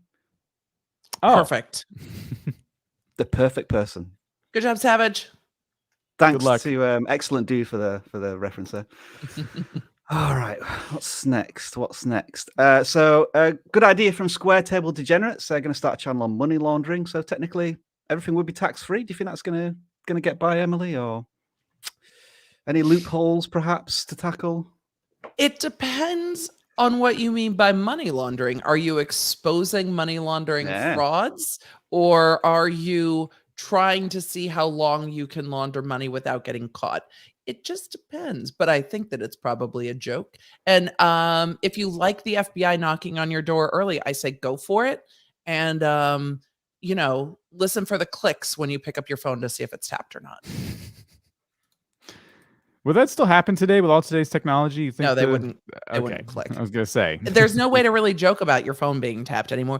It's playing out very large on the Real Housewives of Salt Lake City, because the housewives are like, how did the feds know where to arrest Jen Shaw? Because we're in the middle of the feds arresting her while the season was filming. It's very dramatic, because she's getting charged with conspiracy to commit, money laundering and conspiracy to commit wire fraud. And they're like, did the other housewives turn her in? Did they tell the feds where they were? No, they were tapping her phone. They triangulated her cell phone. They had search warrants on her phone from months before. But of course, while this was all filming, they didn't know that. We know that now because we've got the legal documents. But yes, the feds can triangulate your phone. This is something we talked about. I think it was even last week. So definitely watch that show last Wednesday if you didn't see it. What would some of the requirements be to earn a sufficient amount of money to go full time on YouTube? Rob, I don't know if you saw this, but our friend Nate over at Channel Makers actually broke this down recently, which inspired me to do that live stream last week. He basically set goalposts in for like what would constitute full time in his opinion, like how much money you need to bring in, and he capped it at $4,000. It's going to vary place by place by place. And what, a month? Yeah, $4,000 a month from YouTube, not just AdSense, like just in general from your channel. To hope to consider yourself to be full time. I'd recommend that video, and we definitely did dive kind of deep on this last week as well. But Emily, from you, anything you want to? I was just going to say, know your budget before you try to become full time. Like, how much money do you need? How much money do you need to make? And by need, I mean not like, oh, I've got Hulu and Netflix and Disney Plus and like, if you stripped down what you use for food, for rent or mortgage, electricity, strip your expenses down, look at what it is, try to double that. And that's kind of roughly going to be your full-time number.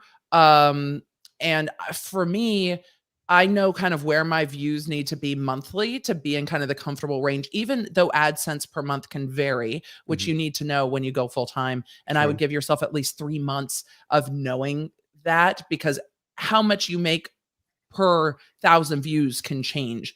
But I know that when my channel hits at least 1 million views a month every month, and I know that for me, that is a very comfortable range. Could I be full-time with less? Yes, because of all the other sources of income I talked about. But for me, that's kind of my target monthly views. It's hard though, because you don't control monthly views. So you have to make the content that drives those views and keep an eye on what your audience wants to see. It's almost easier annually just because seasonality too. Like there are certain months for some channels that are just garbage compared to others. I think this is a very personal question as well, because if I was going to answer that, it was a bit of a different situation for me, because I went from earning, I think just over 5 figures in AdSense to then vidIQ suddenly offering me a full-time opportunity. And so it was very binary. It was like, yes, I'm going full-time into YouTube, as opposed to what is the point where through my own self-sustaining channel can I do that? Some people will just jump into it and they'll take that risk, whereas others, I mean, if it was me and I was going to go full-time on YouTube, I probably would have been wanting to earn more on YouTube than my full-time job at the time, in order to justify, okay, so if I spend the same amount of time on my YouTube channel if I am doing this full-time job, theoretically I'm going to earn twice as much. But I think it's a difficult question to answer. Because your costs go up too, especially I left a government job. So I left a 401k, I left health insurance being paid. So what I was making wasn't just what I was making. It was what I was making plus all the things that I now have to pay for that I didn't pay for before. So that was part of my equation that I did when I left the district attorney's office to become an entrepreneur full time. There's a big equation there, depending on how you're leaving versus, if you are at a job that you hate, that is poor for your health, then that equation might be different, where you're like, I cannot do this another day. I have to go full time. How much do I need to make? And finding those multiple sources of revenue through your channel. But I think at the beginning, it's have a vision for your channel, create a community, be entertaining. People will watch your videos. Yeah. And definitely we've talked about this a lot. We talked about multiple streams of income and things like that. You want to diversify as much as possible, but all in due time. Take the steps to build everything from the ground up. Don't just start doing everything all at once, and overwhelm yourself. I would say a good creator to maybe watch and follow is Roberto Blake. He talks a lot about earning revenue from multiple incomes and turn it into a full-time career. So check out his stuff. That is Roberto Blake. And he talks about it full-time, being a full-time content creator quite a lot. Yeah, we had him on Tube Talk, and he gave a lot of tips, a lot of advice I hadn't heard before. So the vidIQ podcast Tube Talk as well. Look for that Roberto Blake episode. But yeah, so hopefully those are some good resources for you. And it can take time. Yeah, it is. Everything. I think a lot of people come to streams like this hoping to get answers today for stuff they can do today. And while there is certainly sectors of YouTube where we can help you, do things you're not doing right now, when it comes to making money, when it comes to building out a business, it's not something that's going to happen overnight. There's going to be a lot of time and patience with that. Yep. If you hire someone on Fiverr, how does that work? I'm terrible at editing. I was curious how hard it is to do for a tech uneducated elderly like me. I find Fiverr to be really easy. Go to fiverr.com and you can look for video editor, and you can start with just one video. Mostly they'll tell you their turnaround time. They'll tell you what kind of edit they're doing. I would experiment with a couple different people. I found Fiverr really easy to work with. I found it easier on desktop than on the app for me. The advice I've heard using services like this is you want to take one video, and if you're kind of auditioning editors, spend a little bit more money and hire 3 or 4 editors to do the same video. And then that would be like the point in which you would decide, you get all of them back. And then you can go, okay, which one did the best job on this video? So that'll be a little bit of an investment up front, but then you probably get a much better editor out of that doing that process. Also, it won't be $5. Fiverr, everything starts there, but most people charge more. A question. Let's say you hire an editor on Fiverr to do $100 worth of work. Would all of that be an expense in terms of you could write? Am I using the term right when I say that's a write-off, or no? It's an expense. Okay. So you pay it. Well, I hate to say it depends. If you're making money from your channel, then it's a business expense. The money that your channel makes goes into your business bank account, and you pay it from your business bank account or your business credit card. If you are personally funding your channel and you are not making money on it yet, then it can become a write-off where you're writing off the money you're investing into your business. So it can be both depending on what stage you are at. I always prefer expensing things paying it with business funds that have come in, but sometimes you don't have business funds coming in and you're investing into your own, then you're writing it off. But yes, hiring off of Fiverr for things for your business would. I actually hired someone off of Fiverr to write custom music for my podcast intro, and it's one of my favorite things that I ever did. It was definitely worth the energy because I wanted to have my own feel and sound, and I loved doing it. It was a great process. I've used Fiverr for quite a lot of things. Again, things that I didn't necessarily want to do in my business that I just need someone to take the background out of all of these photos before Canva had a background remover. So can I just send it to Fiverr to do? Now Canva does like half the things you can do on Fiverr, but you can find somebody to, hey, can you create 5 different thumbnail templates for me that I can just change in and out and in Canva and deliver them to me? There's so much you can do on Fiverr. There's legal work on Fiverr too. If you want to explore that route, that is also an option. There are lawyers on Fiverr and Upwork as well. I use my office to create content and future live stream. Can I tax deduct the equipment, web service, or square footage?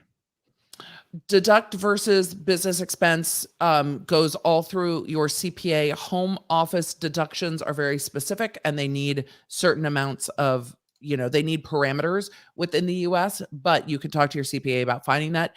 But yes, you often can deduct your equipment or expense your equipment, your internet, and there are ways that you can also rent out your home from, like my business, Baker Media, could rent my house out for a photo shoot for the day if I needed to do stuff around my house and pay a day rate.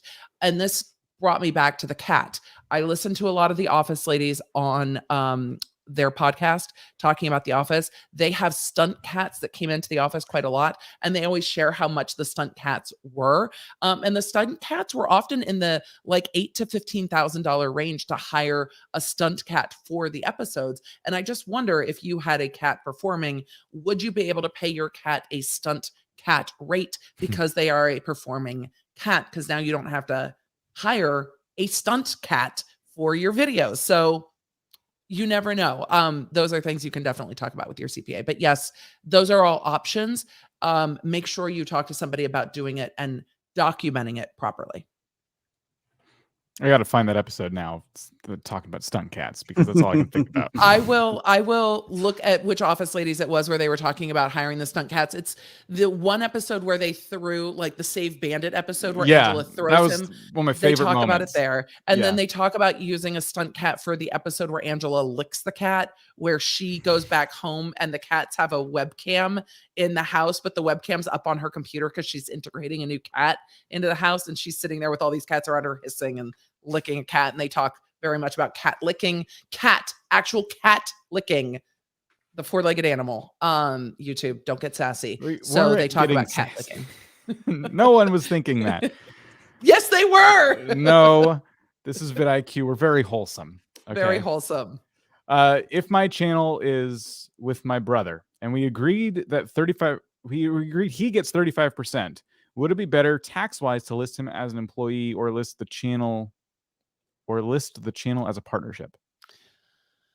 Ooh, that's a very deeply specific tax question. It depends on other income, where you live. If someone's a W-2 employee, you would have to have a CPA sit down with you and look at all of those factors to decide.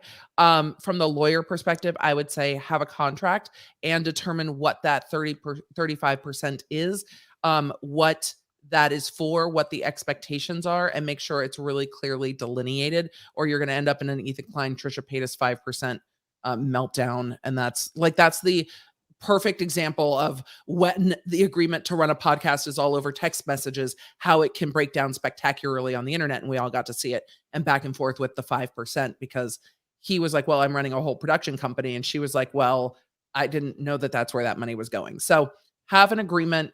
Even you guys can write it out together, as long as there's a clear list of expectations, and then an escape hatch, which is if one of us wants to end, what does that look like?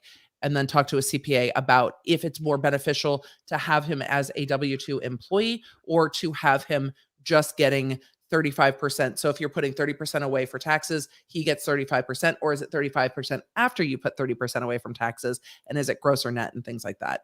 That a CPA can help you determine all of that.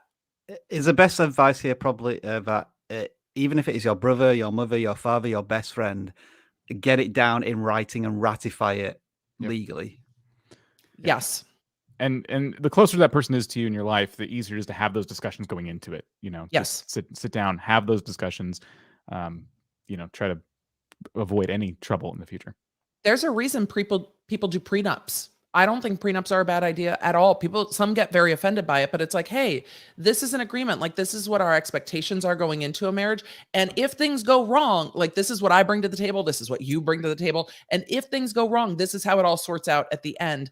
Because it's easier to talk about what happens if someone decides to leave when you all still like each other. That conversation is really hard to have after something has gone wrong in a partnership or in an agreement. And that could just be, hey, what if one of you wants to end the channel? Can you do that? And who ends it? And who keeps going? And how does that work? And what about residual income that keeps coming in from videos after somebody's decided to walk away? Those are all of the kind of questions that you want to answer while everything's kind of exciting and new. And this is why when you look at partnerships, it's most helpful to talk to a third party, particularly an attorney and a CPA, to say, okay, what are we not seeing? Because when you're happy with everything and you're optimistic, it's real easy to have these conversations, but you need the lawyer, who's generally the no person, to say, let me tell you all the things that can go wrong so that we can answer those questions now. Okay, if this goes wrong, we do this. If this goes wrong, we do that. And that is literally what lawyers do with their experience. They're like, I've seen things go wrong this way, this way, this way, this way. Let's answer those questions first. It's the same with planning for like a will. Hey, if one person dies, what happens? If two people die, what happens? If two people die at the same time, what happens? If a kid dies before adults die, then what happens? It's all of those things that are somewhat uncomfortable or can be uncomfortable to talk about. But if you plan for them, it's just handled and you're like, oh, okay, it's handled. We've talked about it. It's done. Write it down. I have a prenup with one item in it. That's all I care The about. play button that doesn't fit. Yeah. I love that it just got crammed in there behind your head. It's like, here. I've decided this is now, along with the gloves, it's another running joke of a channel. But It's gotta be. It's gotta be the play button. The there. play button that you've waited so long for. Just. But I love you guys are at 1.04. It looks so good. I've never seen the M on the little counter. Oh yeah. I've only heard of such things. It looks fantastic. This bad boy here. So metric time. If anyone wants to buy one, no affiliate links. I should have them for this, but yeah. Oh, I have one. You can go to my Amazon store. All right. Let Emily have a kickback. Fine by me. I'll put my Amazon shop in the chat. You can go to my Amazon shop, amazon.com/shop/Emily D. Baker. How can a reaction channel make more money than just AdSense, like affiliate links? How do I keep it relevant to my channel? Kind of an interesting one. What are you reacting to? Yeah, that's where I'd start. What kind of reactions do you do? Because if you're reacting to anything and everything, then you might have a channel focus kind of problem. But if you're reacting to very specific things, I'm trying to think of an example now. Game trailers. Then you could put an affiliate link for the game, an Amazon affiliate link or something for the game in the description. So it just kind of depends. And for the gaming stuff that you use, and for the stuff that you use to film, and for, my Amazon shop here, I'll just put it in the chat, because if you want to look at the kind of stuff I have in there, it's the stuff I get asked about on stream. The stuff that's not my own merch, like the stuff that's my merch, it's like, this is my merch, so you have to buy it from me. But the stuff that's not, it's like, oh, this is the mug that I'm in love with right now that I've been drinking on stream. It's in my Amazon shop. So if somebody goes to my Amazon shop, they can buy it. I do get a small percentage of that. Even though I'm not affiliated with this company, I have an Amazon store that are all affiliate links if you go to buy the stuff that I like. Same with the metric timer up there, and like the little holder thing for my Switch. So there are lots of ways to do that, but you can also do that with merchandise. You can also do that with brand partnerships. So memberships, depending on the size of your channel memberships, Patreon, members only content on Patreon, where you react to stuff that's too spicy to react to on YouTube because YouTube won't allow you to do it. Stuff like that. Yeah. So lots of ways to do that. Best of luck. We have one here from Koifish Gaming. I play retro games. If I set myself up like a business, could I claim those purchases as business expenses? I'm assuming when they say purchases, they're collecting rare games. These things can get expensive. You generally can. I don't know how collectibles work, but if you're playing them on stream, you generally should be able to. But again, I would make sure that the CPA that you talk to, who's cool with it, is going to be the one filing your taxes, so that they know how they need to account for that in your deducting or in your business expenses. So your bookkeeper and your CPA need to be on board. So it's always the conversation. But yes, if you're playing retro games on stream, if that is your content, I wouldn't see why not. So Koifish Gaming says I play them and collect. Yeah, I don't see why not. That is your content. You are making content out of it. Would this be just a like your camera? similar type of thing where this is a Pokemon cards unboxing channel? I mean, I imagine they're using their business funds to buy all of those things. I should ask Pat Flynn what he's doing with his Pokemon channel. I wonder if he's done a video on that, because I imagine he's buying them all through his business. Any difference between physical and digital? I guess if you're buying retro games, you still got a physical cartridge, but like if you download something, so there is no. I mean, there shouldn't be. I pay for my Canva subscription through my business. It's a digital tool that I use to run my channel, just like, a vidIQ subscription, or just like just like pens and paper and a printer. They're the things you use to run your business. Our businesses are just so diverse now that it doesn't look the same. People are used to a Xerox printer, and people are used to calculators and my stapler and things like that for business expenses, but we're running business differently. So but there is a difference with them, isn't there? Because there's something called depreciating assets, where let's say you buy a computer, but you expect to use it for 3 years. So you technically, and this is in Canada, you can't claim the expense for just that year. It's like if it costs $1,000, you're going to use it for 3 years, then you use $300 one year, the next year, and next year. I don't really understand how that. Well, I understand how it works, but I don't understand how it works. Depreciating is definitely a part of your write-offs versus your business expenses. But that's all a part of your bookkeeping. So the hardest part of these are not legit stores, no receipts. That is a CPA question for sure, because there is probably a way to account for it in your business accounting, depending on how you're paying them. This is kind of an interesting perspective here. If they're not legit stores, though, I have questions. Well, there could be like Facebook Marketplace, like I'm selling these rare games, eBay, that type of thing, where there probably are the receipts and stuff. Well, they would be on eBay, but not on Craigslist and Facebook Marketplace. Yeah, if you're organizing private sales, like, what's the best way to handle that? That's a CPA question, because people organize private sales for multi-million-dollar art pieces. Not that that's not used by money launderers as well. But the thing is, when you're running a business legitimately with legal, with a CPA, there are things that you're like, but that's money laundering. And you're like, no, because it's a business. So there are things that you're like, wait, you can do that? Yes, you can. The tax code is deep and complex in the US. So it's really about asking someone how you track it and how you will account for it to do it, because I'm sure there is a way. Social Vibes says, I have been creating for a while, and I think my content is resourceful and high quality, yet I can't get a channel sponsorship. What are the practical steps I can take? It depends on who you want to sponsor, and if you want them to sponsor one video, what kind of video, and what kind of companies, depending on the kind of content that you make. The one piece of advice we've heard before, we've had people on our podcast and stuff that said this: take a product like one you love and a company you would love to work with, right? And do something small for them for free. Make an excellent setup with it, like get some awesome B-roll, talk about how much you love it, and put out the video, share it on social with them. Like say, hey, by the way, at so and so, I just covered this. I just want to thank you for such an awesome product. Maybe we can work together in the future. The door has to open somewhere, and if you can demonstrate that value, do a little bit of work for free. I wouldn't make a habit of doing that. You don't want to be taken advantage of, but do a little bit for free. That might be a really good way to start the conversation. That is how I ended up working at vidIQ. I made a 1-minute video about how to use tags using their product, and then a year and a half later, I was working for them full time. So yeah, I think it's the same with big creators. Like how do you get noticed and maybe start a collaboration? You do things for free and unique within their community, which are really cool, which catches their attention. But as you said, Dan, you don't. You kind of also want to do it for your own gain and experience as well, like for your community. Yeah.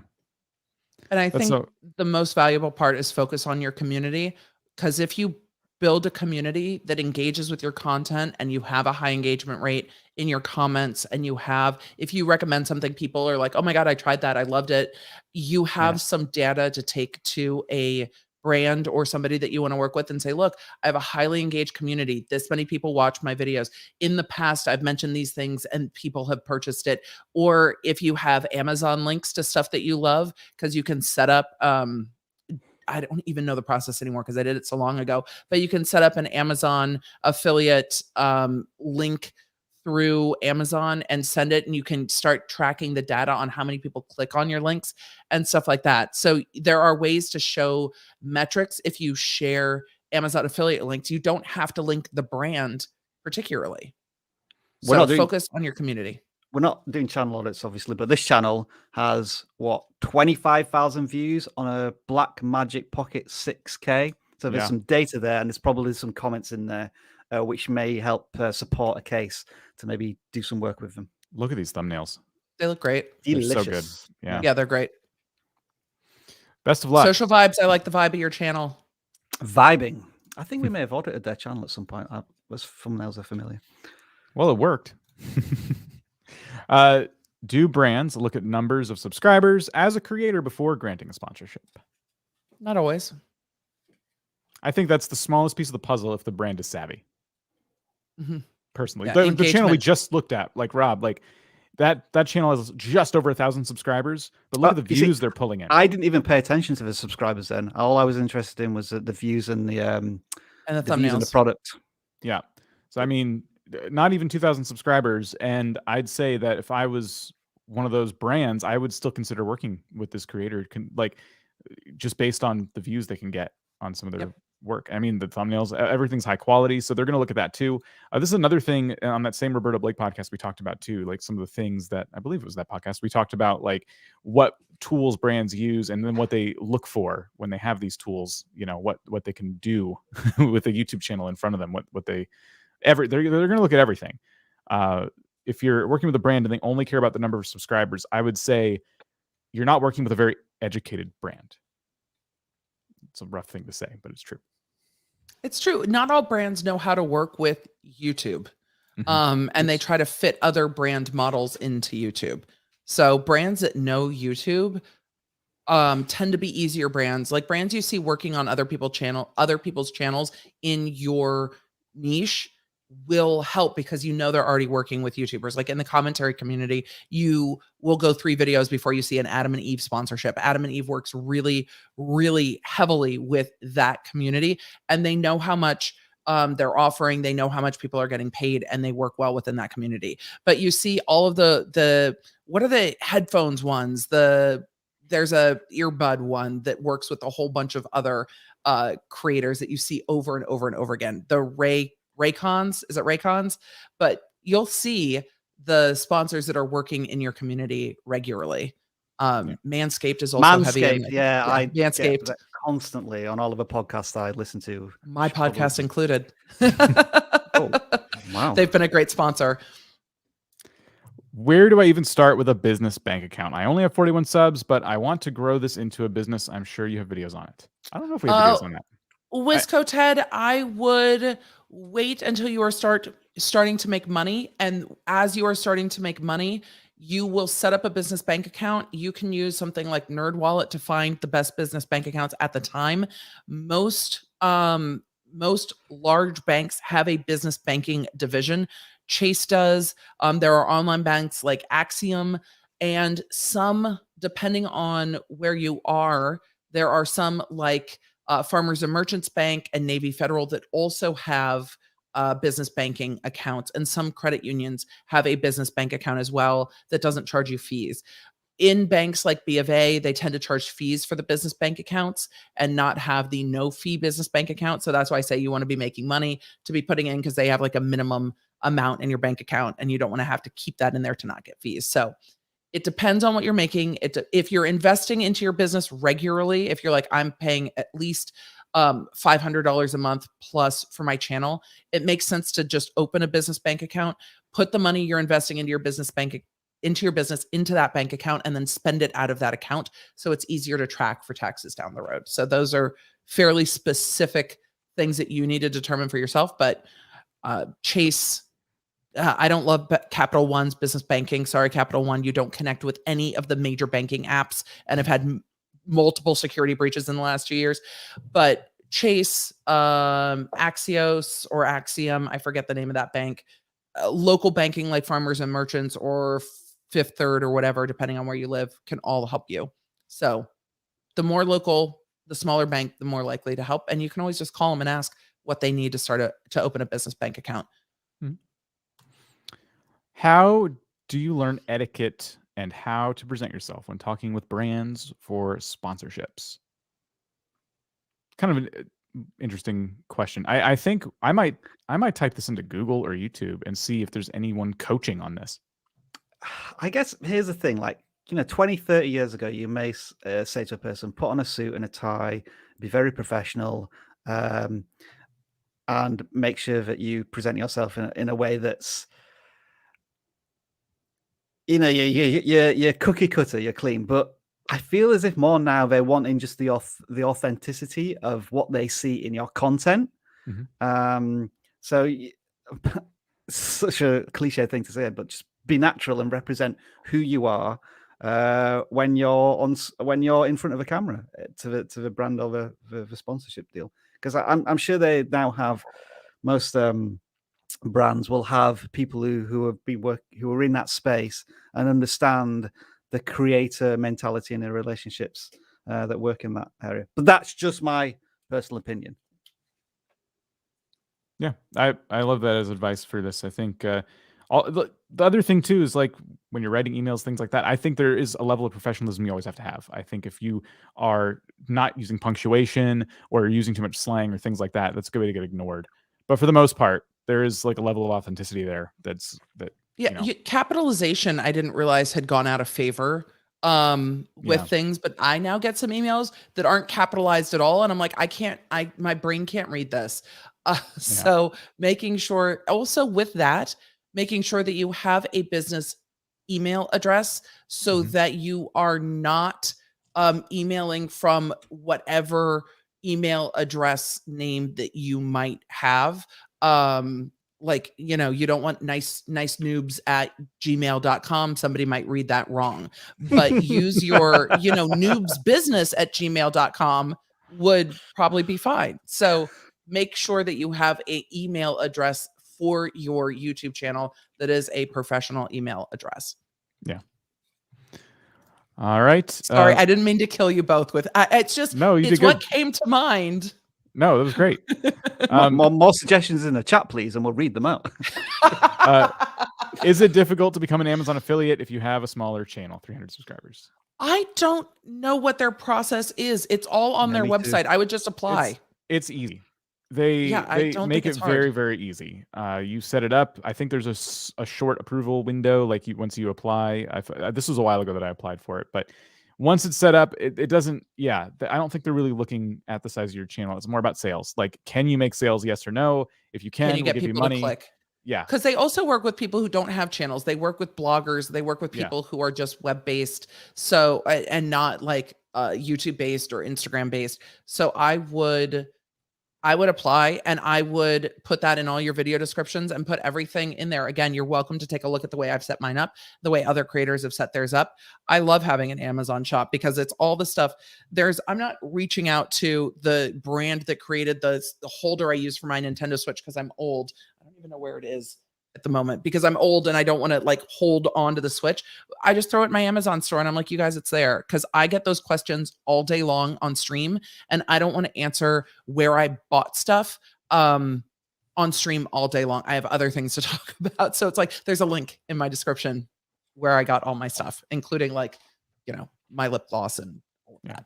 So yeah, Chris is saying they got approved immediately, which Perfect. Is, that was probably my experience too.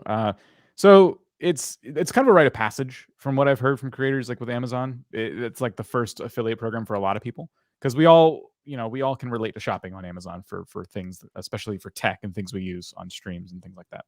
Yep. You can set it up no matter the channel size. You do have to earn a specific amount in 6 months, I think, or they remove you. I think you have to have a specific amount of people clicking through. I don't know if it's an earning. I think it has to be active though. So that's a good thing to know. Hyped for games. So again, apply. One thing I'll recommend is I think there's a special app on your phone, or as long as it's linked to your phone somehow.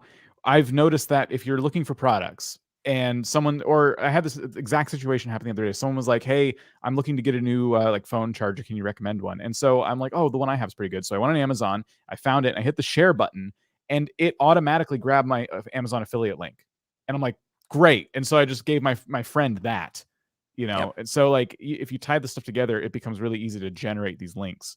And the other one that works really well that people don't realize is if you have a podcast and if you have a YouTube channel, Audible also has an affiliate program where you can sign up and you can use your Audible link also and say, "Hey, I do everything through Audible."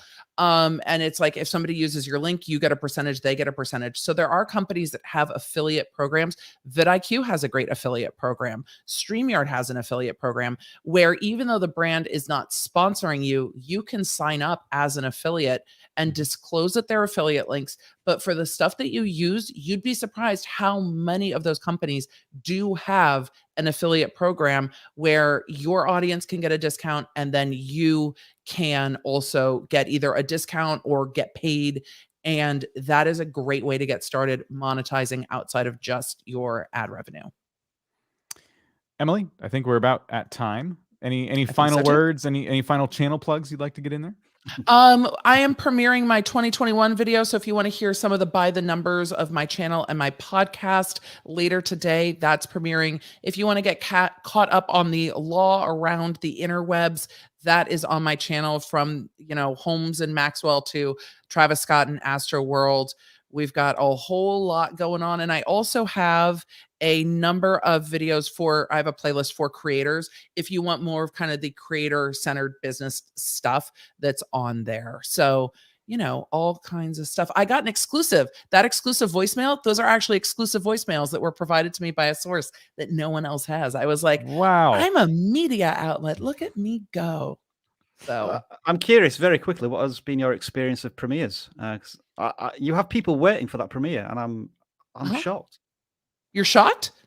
Wait until it's closer in time, and there will be 200 or 300 in there waiting. Yeah, I've not seen people waiting for premieres before, but I guess I think because I live stream so much. My channel does better. My videos do perceptively better. And Rob, I will happily show you the back end of my channel sometimes so we can look at the videos that premiered versus the videos on demand that did not premiere. My videos that premiere perform staggeringly better than my videos that don't. You can super chat in premieres. And I like being in the chat in my premieres because it lets me not just connect with my audience, but see what topics they want to talk about more from my podcast. So the videos I premiere are my podcast episodes. They are already, they're pre-recorded, but I'm in the chat and I get to talk to the law nerds. It's the only time I get to be in the chat.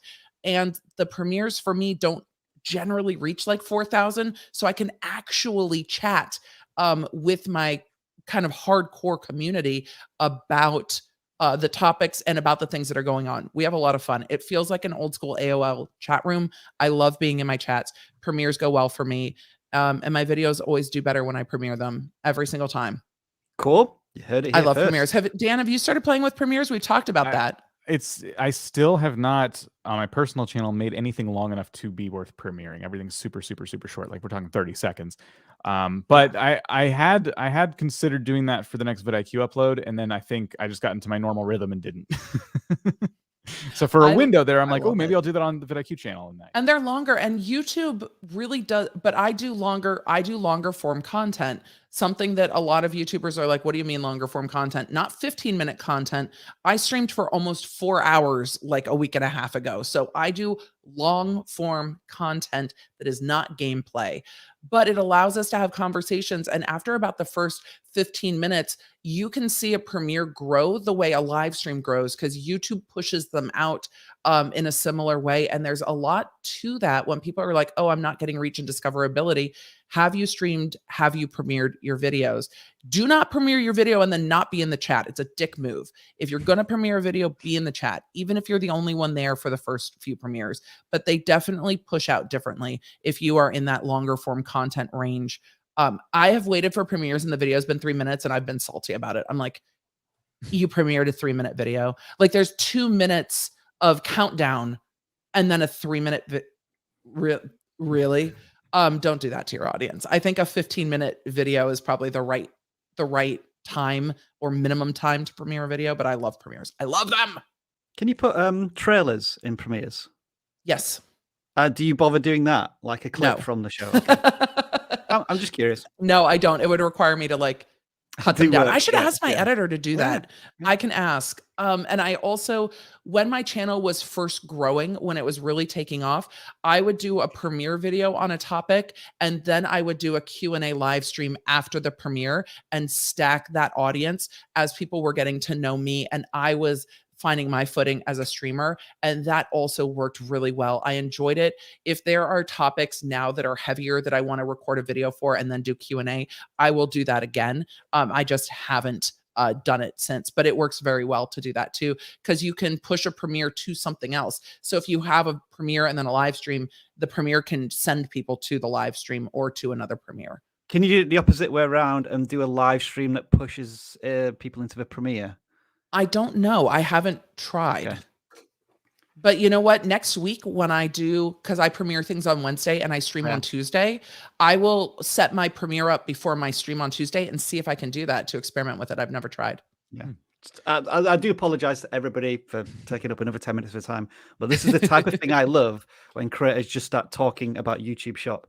And I still feel, Dan, that we need to try and set that up somehow where we just have like no real topic, but we just get a group of creators in there and start yakking about YouTube stuff.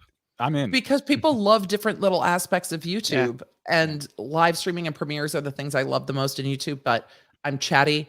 I do long form content, and I really do like to be in community with my community. So anytime I get to talk to my community of law nerds is a good day for me. So why not premiere a video when you get to be in your own chat and say hi to everybody? I love it. So if you guys want to see how I run my premieres, that's happening at 4:30 Central Standard Time. You can come in and see what that is like. Learn from the best. Yep.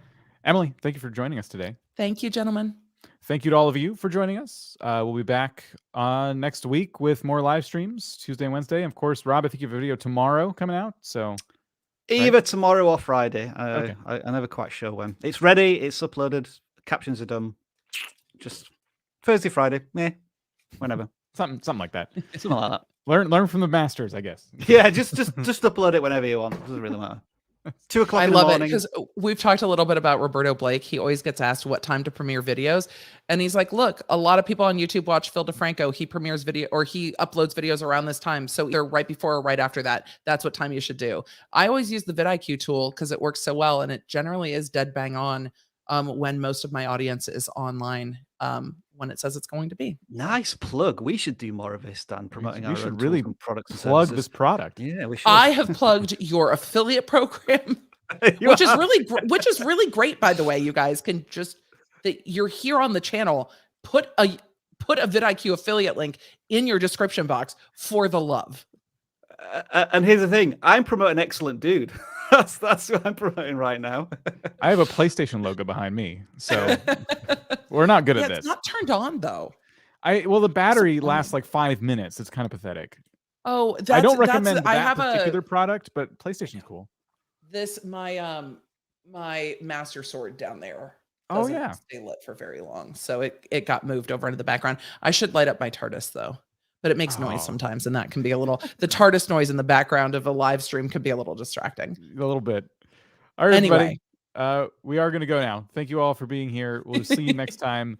I'm trying to find the little outro scene we normally use, and I'm just can't. gonna keep talking because why not?